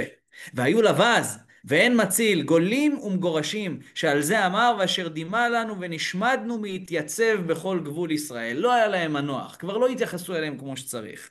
וגם עת שמלאך דוד, לא שמו על ליבם לתקן העיוות הזה, כי היו נקלים ובזויים בעיניהם, ואגב כבוד ולמאותם, הגרים האלה, העשוקים, כן, לא יודע, בידי עושקיהם כוח, אין מנחם לדמעתם. ועל כן חרף השם בעמו בימי דוד. זה בעצם מסביר למה כל עם ישראל, כי כולם ידם הייתה במעל הזה.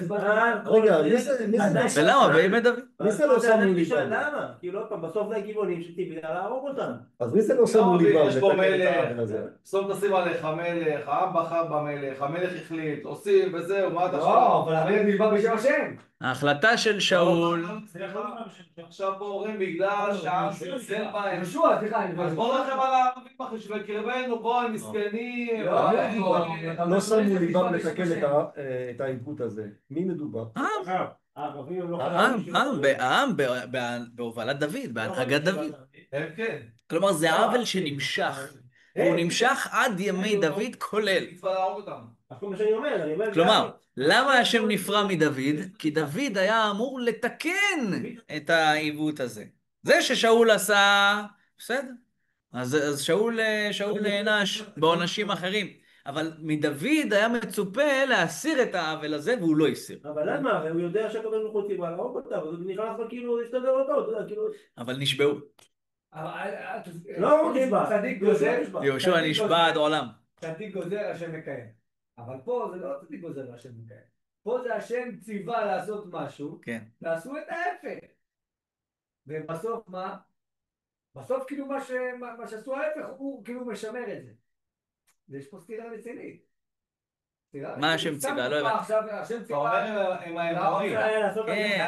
אז אתה אומר... השם אומר, שמור את יום השבת לקודשו. כן. ופתאום עכשיו משה או יהושע או יום השני בא ואומר, חבר'ה, אני נשבע שמותר לכם לחלל את השבת. שם זה נשבע לקיים את המצווה. אתה אומר, נשבע לבטל את המצווה. אתה אומר, גם פה, כאילו, יש... בכל שבוע הייתה... כן, עבר זמן מאז שלמדנו יהושע פרק ט'. אני לא זוכר, אתם מקשים קושיות נפלאות ביהושע פרק ט'. למה לא הפרו את השבועה? אולי זה שכל השבועה בכלל בטלה מלכת, אולי לא צריך להפר אותה בכלל, אולי היא מופרת מעיקרה, כי בכלל כל השבועה הזאת היא בטעות, וב' היא גם שבועה שסותרת את דברי התורה. אז מה אתה בכלל מלכתחילה? אני לא זוכר מה התשובות לשאלות האלה. חכמים, יש כוח... לעקור את התורה, כן, בשב ואל תעשה. אוקיי, בשב ואל תעשה. מה עם שבועה בטעות? מה עם להפר את השבועה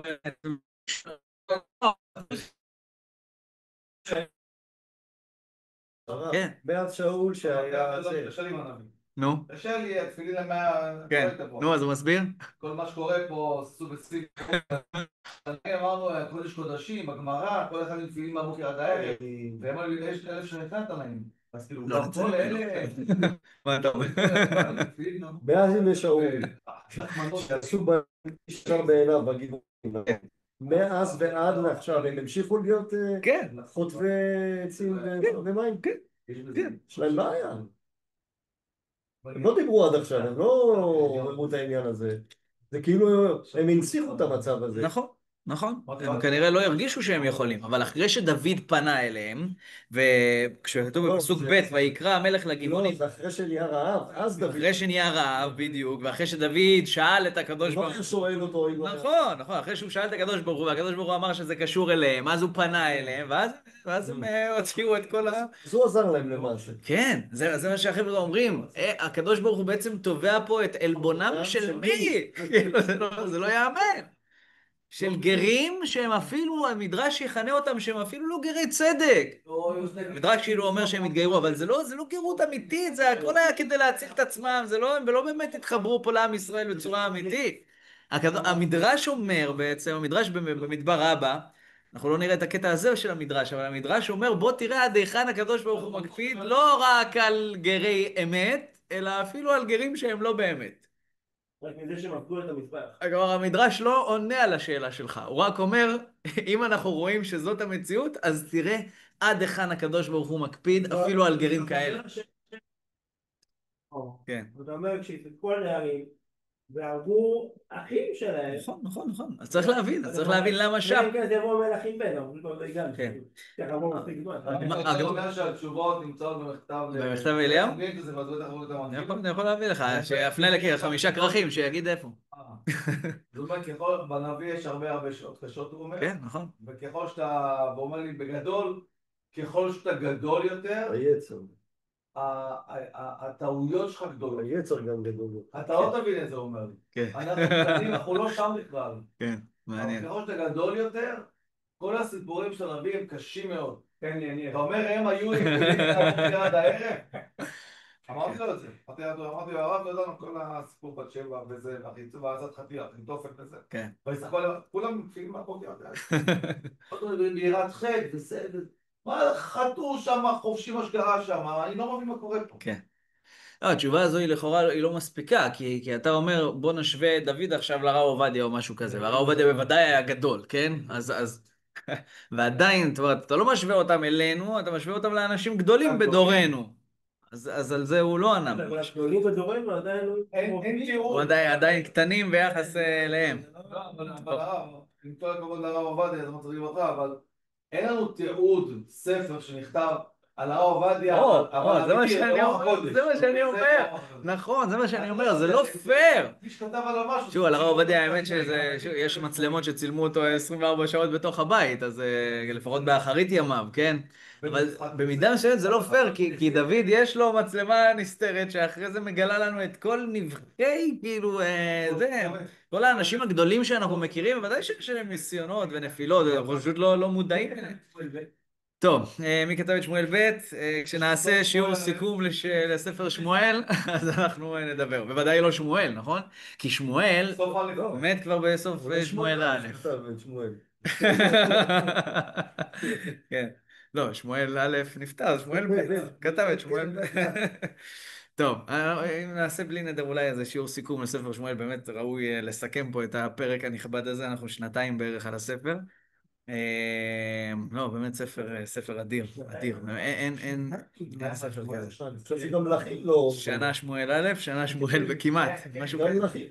גם מלכים הוא גדול, כן, נכון. טוב, יאללה, בואו נתקדם. בואו נראה. שאלתם מה זה הקלות הזאת שדוד נותן. אז תראו פה, אני חוזר רגע אחד לאברבנאל. האברבנאל, איפה שכתוב ו', לפי שהם, כן, האברבנאל, איפה שכתוב ו', לפי שהם שאלו 7 בנים, אמר דוד, אני אתן. מה זה הביטוי הזה, אני אתן? אמרנו, מה זה הקלות הזאת? הוא אומר, אני אתן. הוא רוצה לומר, מי שארצה, הזה או זה, שלא היו גבעונים בוחרים, כי אם דוד עצמו. ועשה זה כדי לחמול על מפיבושת. כלומר, לפני שהגבעונים יבחרו, אז הוא אומר, אני אתן, תנו לי. אני בוחר שזה לא יהיה בידיים שלהם. הוא מבין שאין לו אין ברירה. זה מה שחייב לעשות. הקדוש ברוך הוא, איך אמר היום, הקדוש ברוך הוא כיוון אותו לשם. זה לא שהגבעונים אמרו והוא נותן להם מחווה, כמו שהצגנו את זה מקודם, כן? אין לנו משהו להשוות את זה להיום, כן? שהערבים רוצים ככה, ואז אנחנו נותנים להם כמחווה איזה חבל ארץ מסוים. הקדוש ברוך הוא מצביע, הנה. עוד כמה, לא יודע כמה שנים, יכתבו את הספר של היום, ואז יכתבו... אבל עדיין לא יהיה נבואה, עדיין זה לא ברמה של נבואה. הוא שאל את השם, ואורים ותומים. אין לנו דבר כזה. איפה יש נביא? איפה הנביא בכל העניין? למה הנביא, דוד? יש אורים ותומים. איפה הנביא? מי הנביא פה בכלל בימים האלה? היום שנים יש רעב? נתן הנביא האחרון ששמענו עליו, אחרי דוד ובת שבע. כל 3 שנים רעב. לא שמענו שהוא נפטר. בסוף הספר אנחנו ניפגש בנביא נוסף. בסוף הספר אנחנו נפגוש גם את גד, גם את גד החוזה. המלך יכול לשאול באורים ותומים או את הכהן? הכהן שואל בשביל המלך. יש כהן. יש כהנים. אני שוב שואל. לא נביא. למה אחרי 3 שנים? 3 שנים רק אז הוא הולך לשאול. נכון. המדרש אומר שבשנים הראשונות הוא בעצם, הוא לא חשב שזה זה. הוא אמר לעם, תחזרו בתשובה מעבודה זרה, מגילוי עריות, משפיכות דמים, תלה את זה ב1000 דברים אחרים.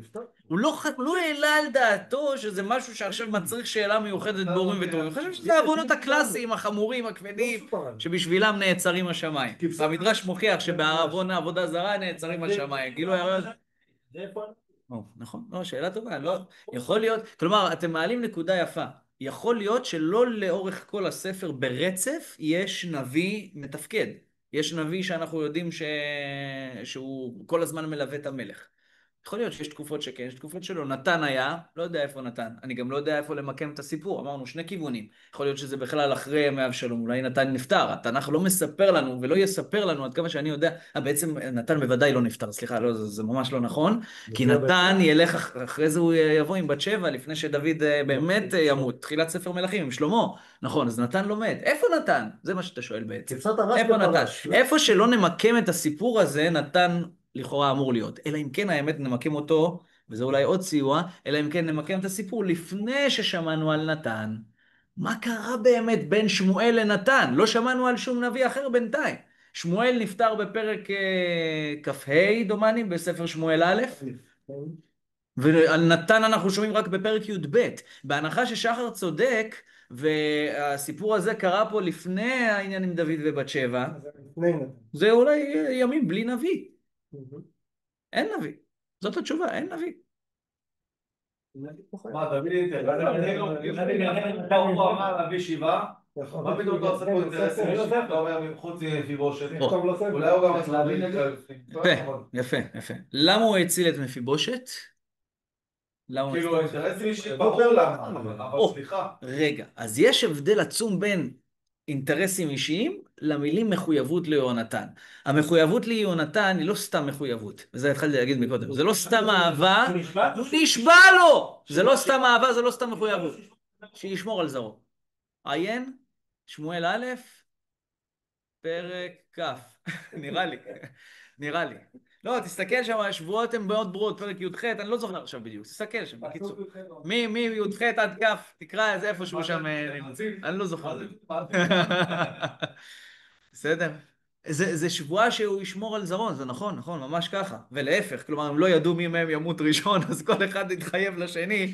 זה היה מצב טרגי לא נוראי, כי כאילו שאול רודף אחרי דוד, אז יונתן גם כן אמר לו, אם אני אשאר בחיים ואתה תמות, אז אני אשמור על הילדים שלי וכולי. לא ידעו מה הולך לקרות, הרי בסוף הם משחקים על אותה משבצת. אם דוד יהיה מלך, אז יונתן לא יהיה, ואם יונתן יהיה המלך אחרי שאול, אז דוד לא יהיה.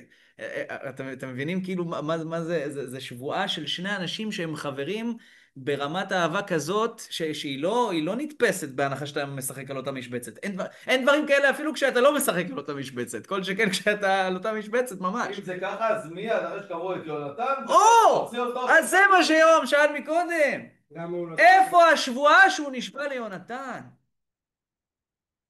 איך הוא לא הלך להוציא את העצמות שלו, לקבור אותו בארץ? ובאמת, כנראה, תראה, נכון, זה בדיוק הפרווה הזה, הוא לא נשבע לו במפורש ויקבור אותו בארץ, הוא לא ידע שהוא בכלל ימות בקרב, הוא יקבר בחוץ לארץ וזה, הוא לא ידע את כל הדברים האלה שיקרו, אז זה לא היה מפורש כאילו בתוך השבועה, הוא גם נשבע לו שהוא ישמור על איזין, הוא שומר על הילד שלו, נכון, אבל מפה ועד לקבור אותו בארץ, זה לא כזה ברור. מצד שני, עדיין, זהו. אז אחרי שקורה דבר כזה, דוד מבין שגם זה היה אמור להיכלל בתוך השבועה, שגם זה היה אמור להיעשות. שאם רצפה בת היה יושבת חצי שנה ושומרת על זה, אז כנראה שגם אני יכול ללכת ולקיים את השבועה שנשבעתי ליונתן ולהביא את עצמותיו לארץ. בסדר? טוב, בואו נמשיך קצת. תראו איך המלבי מסביר, אני אתן. אני חוזר עוד פעם למקור 5. ואומר המלך, אני אתן, בפסקה האחרונה במקור 5, כי דבר זה הוא נגד משפט התורה, שאין להרוג 2 ביום אחד. יש דין כזה. פה הרגו כמה? 7 ביום אחד. ולא יומתו בנים על אבות. מה לא? אסור להרוג בנים בעוון אבותם. בעוון מי הם מתו פה? שאול. מה אתה הורג בנים בעוון אבותם? וכן מה שתלו נבלתם על העץ. זאת אומרת, יש פה 3 בעיות הלכתיות מדאורייתא. הוא לא מסכים בזה. יכול ללכת להוריד אותם. מעניין. חצי שנה. זה לפי מה שהבנו בפסוקים. כן, אני כן אגיד לכם שיש מהפרשנים, לפחות המדרש אומר שזה באמת חצי שנה, ממש מניסן עד חשוון, אפילו 7 חודשים המדרש אומר, עד שירדו גשמים בחשוון. אבל הפרשנים יגידו שהגשם כמה ימים אחר כך. זה יותר הגיוני, שהקדוש ברוך הוא באמת נעתר למעשים שלהם, הוא הראה להם מיד, שעל זה היה. מעולה, מדהים, מצוין. לא, אולי רק סימן, אני אקח כמה טיפות רק כדי להבין ששמעתי. יכול להיות. שמעתי. לא יודע, אולי. מצוין. גם פה, מה זה גשם בזמנו? 3 שנים לא היה להם גשם. או, יפה, בדיוק. רק תביא גשם. לא נכון, אם עכשיו באמצע אוגוסט יורד לך גשם, אני אומר לך, הפירות עדיין גידלו, וזה לא, זה לא העונה שלהם, זה לא הזמן שלהם. האדמה לא מוכנה לזה. רגע, אתה מדבר איתי על הרעב. זה לא יעזור, גם אם ירד גשם, זה לא שפתאום גידלו שערות. הבנתי, אתה מדבר איתי על הרעב. אז בסדר, אז אני אומר, בשביל סימן... הגרון יבש. תביא מים. עזוב, שלא יגדלו הפירות. גידולים זה... כן, בדיוק. זאת אומרת, זה לכאן ולכאן. הגשם הזה, הגשם הראשון שירד, הוא דו-כיווני, הוא מצד אחד ברכה, הנה עכשיו יש לכם מים, אחרי 3 שנים לא היה לכם מים. מצד שני, אני חושב שחיים צודק. יש פה גם צד שני של המטבע. מבחינת הזמן בשנה, ויכול להיות שהם כן שתלו, ראיתי פירוש כזה, שהם כן שתלו והגשם רק יהרוס להם את מה שהם, זהו גשם שלא בזמנו עלול להרוס את התבואה שעוד שמת. יש פה 2 פנים לגשם הזה. כלומר, מצד אחד השם מחייך, מצד שני, אבל הוא אומר להם, תראו לאן הגענו. טוב, יפה מאוד. אומר המלבים בקיצור, לא יכלו לעשות כל זה רק מדין מלך. כמו שכתב הרמב"ם, שהמלך הורג רבים ביום אחד. ותולה ומניח ימים רבים, כדי להטיל אימה ולשבר יד רשעי עולם. פרשנים מתקשים, מאיפה הרמב"ם לקח את ההלכה הזאת? אומר המלבים, ודבר זה יצא לו ממעשה הגבעונים פה. מה המקור לרמב"ם? פה, התנ"ך, מקור לרמב"ם. הסיפור שלנו, מקור לרמב"ם, שדוד הרשה לעצמו. איך הוא הרשה לעצמו? מדין מלך. כנראה שלמלך יש רשות לעבור על דיני התורה האלו, לא סתם, כדי להטיל אימה ולשבר יד רשעי עולם. כמו שכתוב ביבמות, שהיה בזה תיקון העולם, להטיל אימה ופחד, בל יפשטו ידם בגרים הגרורים האלה. לכן אמר המלך, אני אתן. מה זה אני?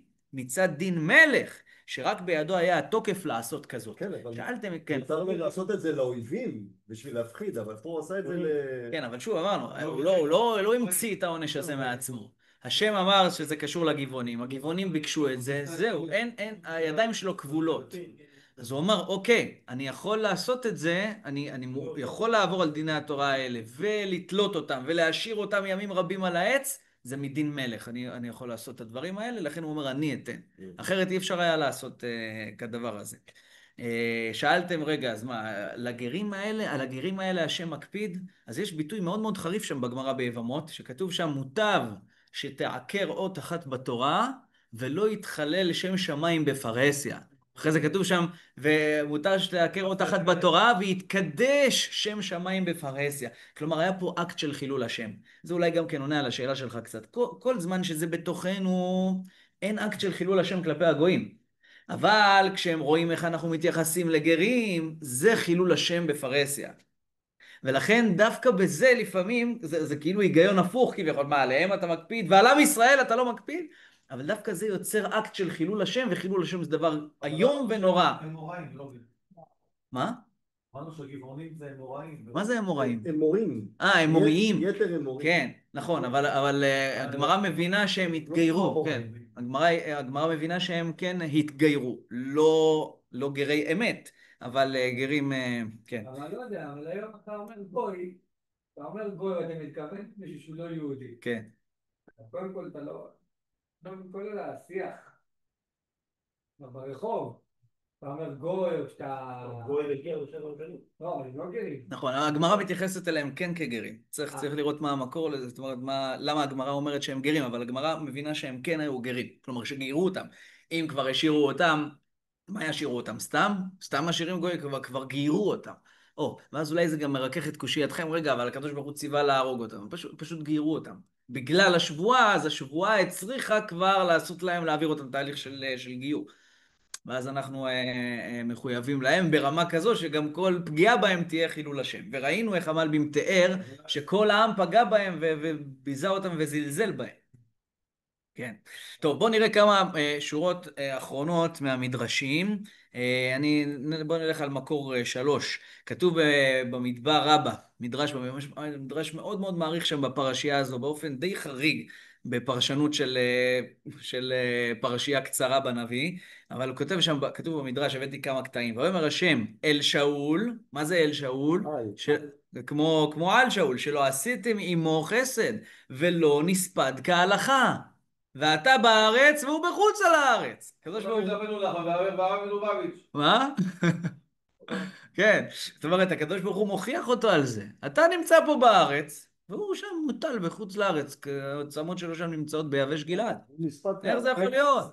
אז באמת כאילו צריך להעלות את העצמות שלו. צריך להעלות את העצמות שלו. ויוצא, לפי חז"ל מפרשים שהמילים אל שאול, שהקדוש ברוך הוא הוכיח גם את דוד בעצמו. איך אתה לא דאגת להעלאת עצמות שאול? ושאלתם אפילו יותר חריף מזה על יונתן. אבל אפשר שהקדוש ברוך הוא אומר לו, אתה יודע מה, עזוב את יונתן, את שאול. אפילו שאול, שלא היה לך עכשיו איתו שבועה ואהבת עולמים כזאת, גם אותו היית צריך להעלות. לא ייתכן שהוא נמצא בחוץ לארץ. ואל בית הדמים על אשר המית את הגבעונים. ואחד מצינו וכולי. את מוצא, ופה יש משפט שלדעתי הוא מדהים. את מוצא הקדוש ברוך הוא. תובע משפטן של גבעונים מן שאול, וזוכר פעולתו של שאול לשלם לו שכר טוב. כלומר, תראה איזה דבר זה. אנחנו הבנו את הפסוק כמשפט אחד רציף, אל שאול ואל בית הדמים על אשר הרג את הגבעונים. כלומר, זה בגלל שאול שהרג את הגבעונים. לפי חז"ל יוצא שיש פה שני חלקים, אל שאול, לא הספדתם אותו כמו שצריך, וחוץ מזה נו לו לשאול הזה, שהוא גם כן הרג את הגבעונים. כלומר, אצל הקדוש ברוך הוא, באותו משפט, גם כשהוא אומר את הנו הזה לשאול, וזה לא בסדר, ובגללו גם כן נהיה כל הרעב הזה, אבל הוא אומר, זה לא רק בגללו, אני גם זוכר לו את שכרו הטוב, את פעולתו הטובה, שאתם לא הספדתם אותו כמו שצריך. בסדר, בוא תשים רגע בצד את זה שהוא הרג את הגבעונים. יש פה עוד עניין, חוץ מזה שאנחנו מדברים על אותו אחד שהרג את הגבעונים, אבל אותו אחד הזה, הוא גם כן לא הספדתם אותו כמו שצריך, אחרי שהוא היה פה מלך ונלחם לכם את המלחמות, והייתם צריכים לדאוג לו, והוא קבור עדיין בחוץ לארץ, עוד לא העליתם את העצמות שלו. זה מה שאומר פה המדרש. באותו תובע משפטן של גבעונים משאול, וזוכר את פעולתו של שאול לשלם לו שכר טוב. ובאמת המדרש אומר, כיוון שראה הקדוש ברוך הוא מה? א', שגמלו לו כל ישראל חסד, ב', ועשו דינם של גבעונים, רק אחרי שני האקטים האלה, מיד נתמלא רחמים ונתן מטר על הארץ. מה זה גמלו חסד? בואו תראו בקטנה במקור 2. במקור 2. כן, בהתחלה זה ממש ממש דומה. עוד שפה כתוב שזה קרה לאחר שנה שנהרג שאול ובניו. טוב, יש פה כמה גרסאות. כתוב מיד עמד דוד ולקח את כל חכמי ישראל וגדוליהם ועברו את הירדן. בוא, המדרש ממש מתאר את זה בצורה מפורטת. זה עוזר להבין במה כרוך המבצע הזה של העלאת עצמות שאול. לקח איתו פמליה, עברו את הירדן, באו ליבש גלעד שנמצא בעבר הירדן המזרחי, לקח את עצמותם, נתנם בארון ועברו את הירדן חזרה. תחשבו על המבצע הזה, שנאמר ויקברו את עצמות שאול ועשו כל אשר ציווה המלך. מה ציווה המלך? להיות מעבירין את ארונו של שאול בכל גבול ישראל, בכל שבט ושבט.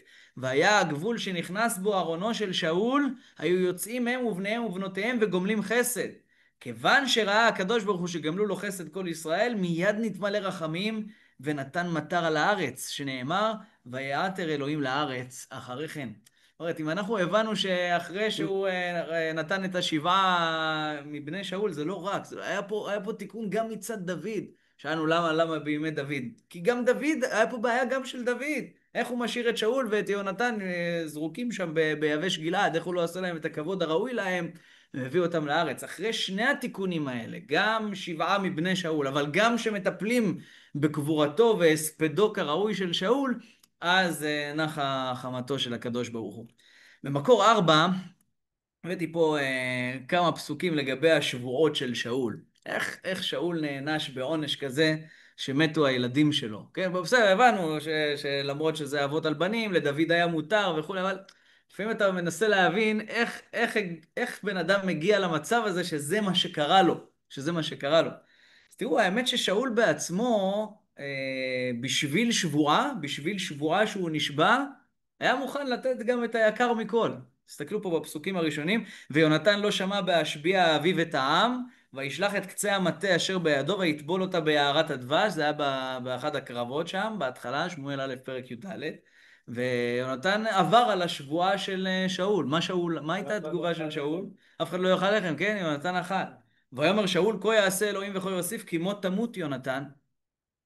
כלומר, מבחינת שאול, אם מישהו עבר על שבועה, גם אם זה הבן שלו, הוא ראוי למיתה. כלומר, במידה מסוימת שאול גזר על עצמו את העונש, כי שאול פה עבר על השבועה שנשבעו לגבעונים. זה לא דבר של מה בכך. שבועה, כל עוד לא התירו אותה, צריך לקיים. אי אפשר סתם ככה לעבור על שבועות רק בגלל שנשבעו לאנשים בזויים וגרים כאלה, כן? נשבעו להם. איך אתה מתייחס לשבועה? הרי מבחינתך, אחרי שנשבעת, אתה מוכן אפילו להרוג את הילד שלך. גם הילד שלך חייב מיתה אם הוא עבר על השבועה. אוקיי. אוקיי. אז הנה, שאול, עברת על השבועה, אז הנה, אז כאילו, אם היינו שואלים אותך, היית נותן את הילדים האלה בגלל שעברת בגלל מעבר על השבועה. היית בעצמך גם כן נותן את הילדים, עובדה שהיית מוכן שיונתן ימות אחרי שהוא עבר על השבועה. בפסוקים הבאים רואים איך שאול התייחס לשבועה אחרת שלו. וישמע שאול בקול יהונתן וישבע שאול חי השם אם יומת. זה פסוק ו' בפרק י"ט. כן. כן. חי השם אם יומת דוד, כן? שאול נשבע ליהונתן שדוד לא יומת. 4 פסוקים אחר כך. ויבקש שאול להכות בחנית בדוד ובקיר. ויפטר מפני שאול וכולי. וישלח שאול מלאכים אל ביתו לשומרו ולעמיתו. כלומר, רואים פה ששאול, כשהוא נשבע, אבל לא תמיד הוא הקפיד על השבועה שלו. הנה, גם פה, נשבעו לגבעונים, אומנם פה לא הוא נשבע, אבל הייתה שבועה מפורסמת לגבעונים, הוא לא הקפיד על השבועה הזו. אז רואים פה כמה חמור העניין הזה של השבועות. דוד דווקא כן שומר על השבועה שלו, שהוא נשבע ליהונתן, ולכן הוא מציל את מפיבושת, כן? ועדיין אנחנו רואים פה איזה שפיץ שגם דוד לומד פה איזה משהו. כן, הנה, מה הוא נפל? הוא לא שמר את השבועה ליהונתן, שהוא היה אמור להעלות את עצמותיו. כן. אז בעצם שאלנו, איך דוד, זה לא מתאים לדוד, בזה פתחתם ממש, זה הזעקה הראשונה שעלתה לכם, לא מתאים לדוד. מצד שני, דווקא מוצגים פה שאול ודוד כאנטיתזה. שאול כלא מקפיד על השבועות, ולכן נגרם לו מה שנגרם לו במיתת ילדיו, ודוד דווקא כמקפיד על השבועות. אומר דוד, רגע, אם נשבענו לגבעונים, ואם הקדוש ברוך הוא אומר שזה על זה, אז אין ברירה. לא מתאים, לא מתאים, אבל מה זה לא מתאים? זה לא אני עשיתי את זה, זה הקדוש ברוך הוא הצביע לעשות את הדבר הזה, ומשומרו את השבועה. אז שבעה, ומפיבושת נשאר. נכון. אז יוצא שככה יוצא, כן, ככה יוצא. אדם הוא צריך לשמור אותו. אם בקשו 7 מבניו. כן, מבניו, הכוונה לכאורה לאו דווקא בניו הביולוגיים, כלומר ביולוגיים, כן, אבל לאו דווקא בניו, גם בנכדים הם היו, צאצאיו, בדיוק, גם בנכדים הם היו מתרצים, אבל עליו הוא רצה לשמור. יש פה עוד תיקון קטן שדוד מתקן גם כן את זה שהוא נשבע ליהונתן ולא עשה את זה עד הסוף, אז הנה הוא מתקן כאן, כי דוד זה איש התיקון, זה איש שגם כשהוא נפל במשהו, הוא יודע אחרי זה לתקן אותו כשצריך. וזה לא נעים פה לתקן. תחשבו, כמה שנים עברו מאז שהיה צריך, כן? ויורם שואל, איפה היית עד עכשיו? תחשבו, אם יורם זועק את זה, אז מה העם אמר על דוד? זה לא נעים. התיקון הרבה פעמים הוא לא נעים. התשובה היא מביישת. כי כולם יגידו עליך, עכשיו התעוררת? עכשיו אתה נזכר להבין איפה נשבעתם וזה, תראה כמה שנים, מה שווה השבועה שלך ומה זה. אבל דוד לא מפחד מהדברים האלה. דוד יודע לתקן, דוד יודע לחזור בתשובה. זה הדמות של דוד שאנחנו מכירים, שגם כשקשה, גם כשהתשובה היא כביכול משפילה, אבל דוד לוקח את זה בשתי ידיים, למרות שהוא יתמהמה עם זה, עדיף מאוחר מאשר אף פעם, הוא מנצל את ההזדמנות הזאת ומעלה את עצמותיו של שאול ויונתן, ובזה הקדוש ברוך הוא לוקח אחריות, בזה הקדוש ברוך הוא מוחל להם. נסיים באמת בפסוק אחרון, במקור 6. כן, קראתי למקור הזה ענק, כי באמת הפרק הזה הוא בבחינה מסוימת מסיים לנו איזה סגה שהתחילה בימי יהושע. ויבוא יהושע בעת ההיא ויכרת את הענקים מן ההר, מן חברון, מן דביר, מן ענב ומכל הר יהודה ומכל הר ישראל עם עריהם החרימם יהושע. זוכרים המרגלים כשהם נכנסים לארץ, ממה הם מפחדים? באו לחברון וגם ילידי הענק ראינו שם, כן, קריית 4, כי יש שם 4 ענקים. בקיצור, יהושע משמיד את הענקים מאזור חברון, לא נותר ענקים בארץ בני ישראל, רק בעזה, בגת ובאשדוד נשארו עד עכשיו, עד הפרק הזה. בפרק הזה ראינו את ההחרטה של עוד הענקים שהיו שם בגת ובגלילותיה, וגם אותם דוד מחריט, וזה בעצם סגירת מעגל, איתם הוא ענקים מן הארץ.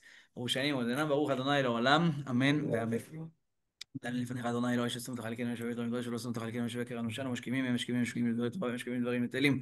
אנו עמלים והם עמלים אנו עמלים ומקבלים שכר והם עמלים ואינם מקבלים שכר. אנו מצים ומצים ומצים ומצים ומצים וברשחת השיעורים ונשמעים בנפטרי עמו ישראל.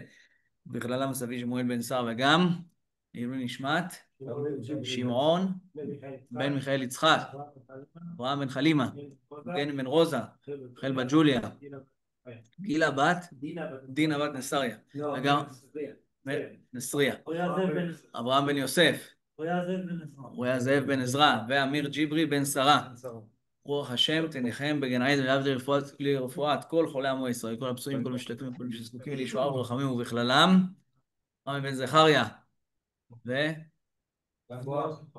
אביאל נר בן ירוחם, אליהו בן מרים, שמואל בן אג'יה רבקה, שולמית בת גילה, אליעזר בן רחל, ארבל אבי בן שירן, הודיה בת שירן, הלל בת שירן, עומר בת עדי, ויקטוריה בת ורדה, הלל דוד בן הילה, אליה בן עינת, שרה גיטל בת נעמי ילדה כלה בעזרת השם, הייתה בזמנה, חנה בת אליזבת, ואביטל בת חנה, הרב הצמדה, הקדוש ברוך הוא ישלח להם וסבתי חבר בית פנימה, סבתי חבר נחנה של בת לאה, שהקדוש ברוך הוא ישלח להם רפואה שלמה, שהם יכולים להם שופר ישראל, רפואת הנפש ורפואת הגוף, זכותם על התורה של השיעור הזה, שתבע עליו בזמן קריב, וגם כל העם הזה, למקום בשלום החזרות כל החטופים ושלום בקרוב ברחמים, הצלת כל כוחות הביטחון, וגם כל העם הזה, למקום בשלום וכן יהי רצון, ונאמר אמן.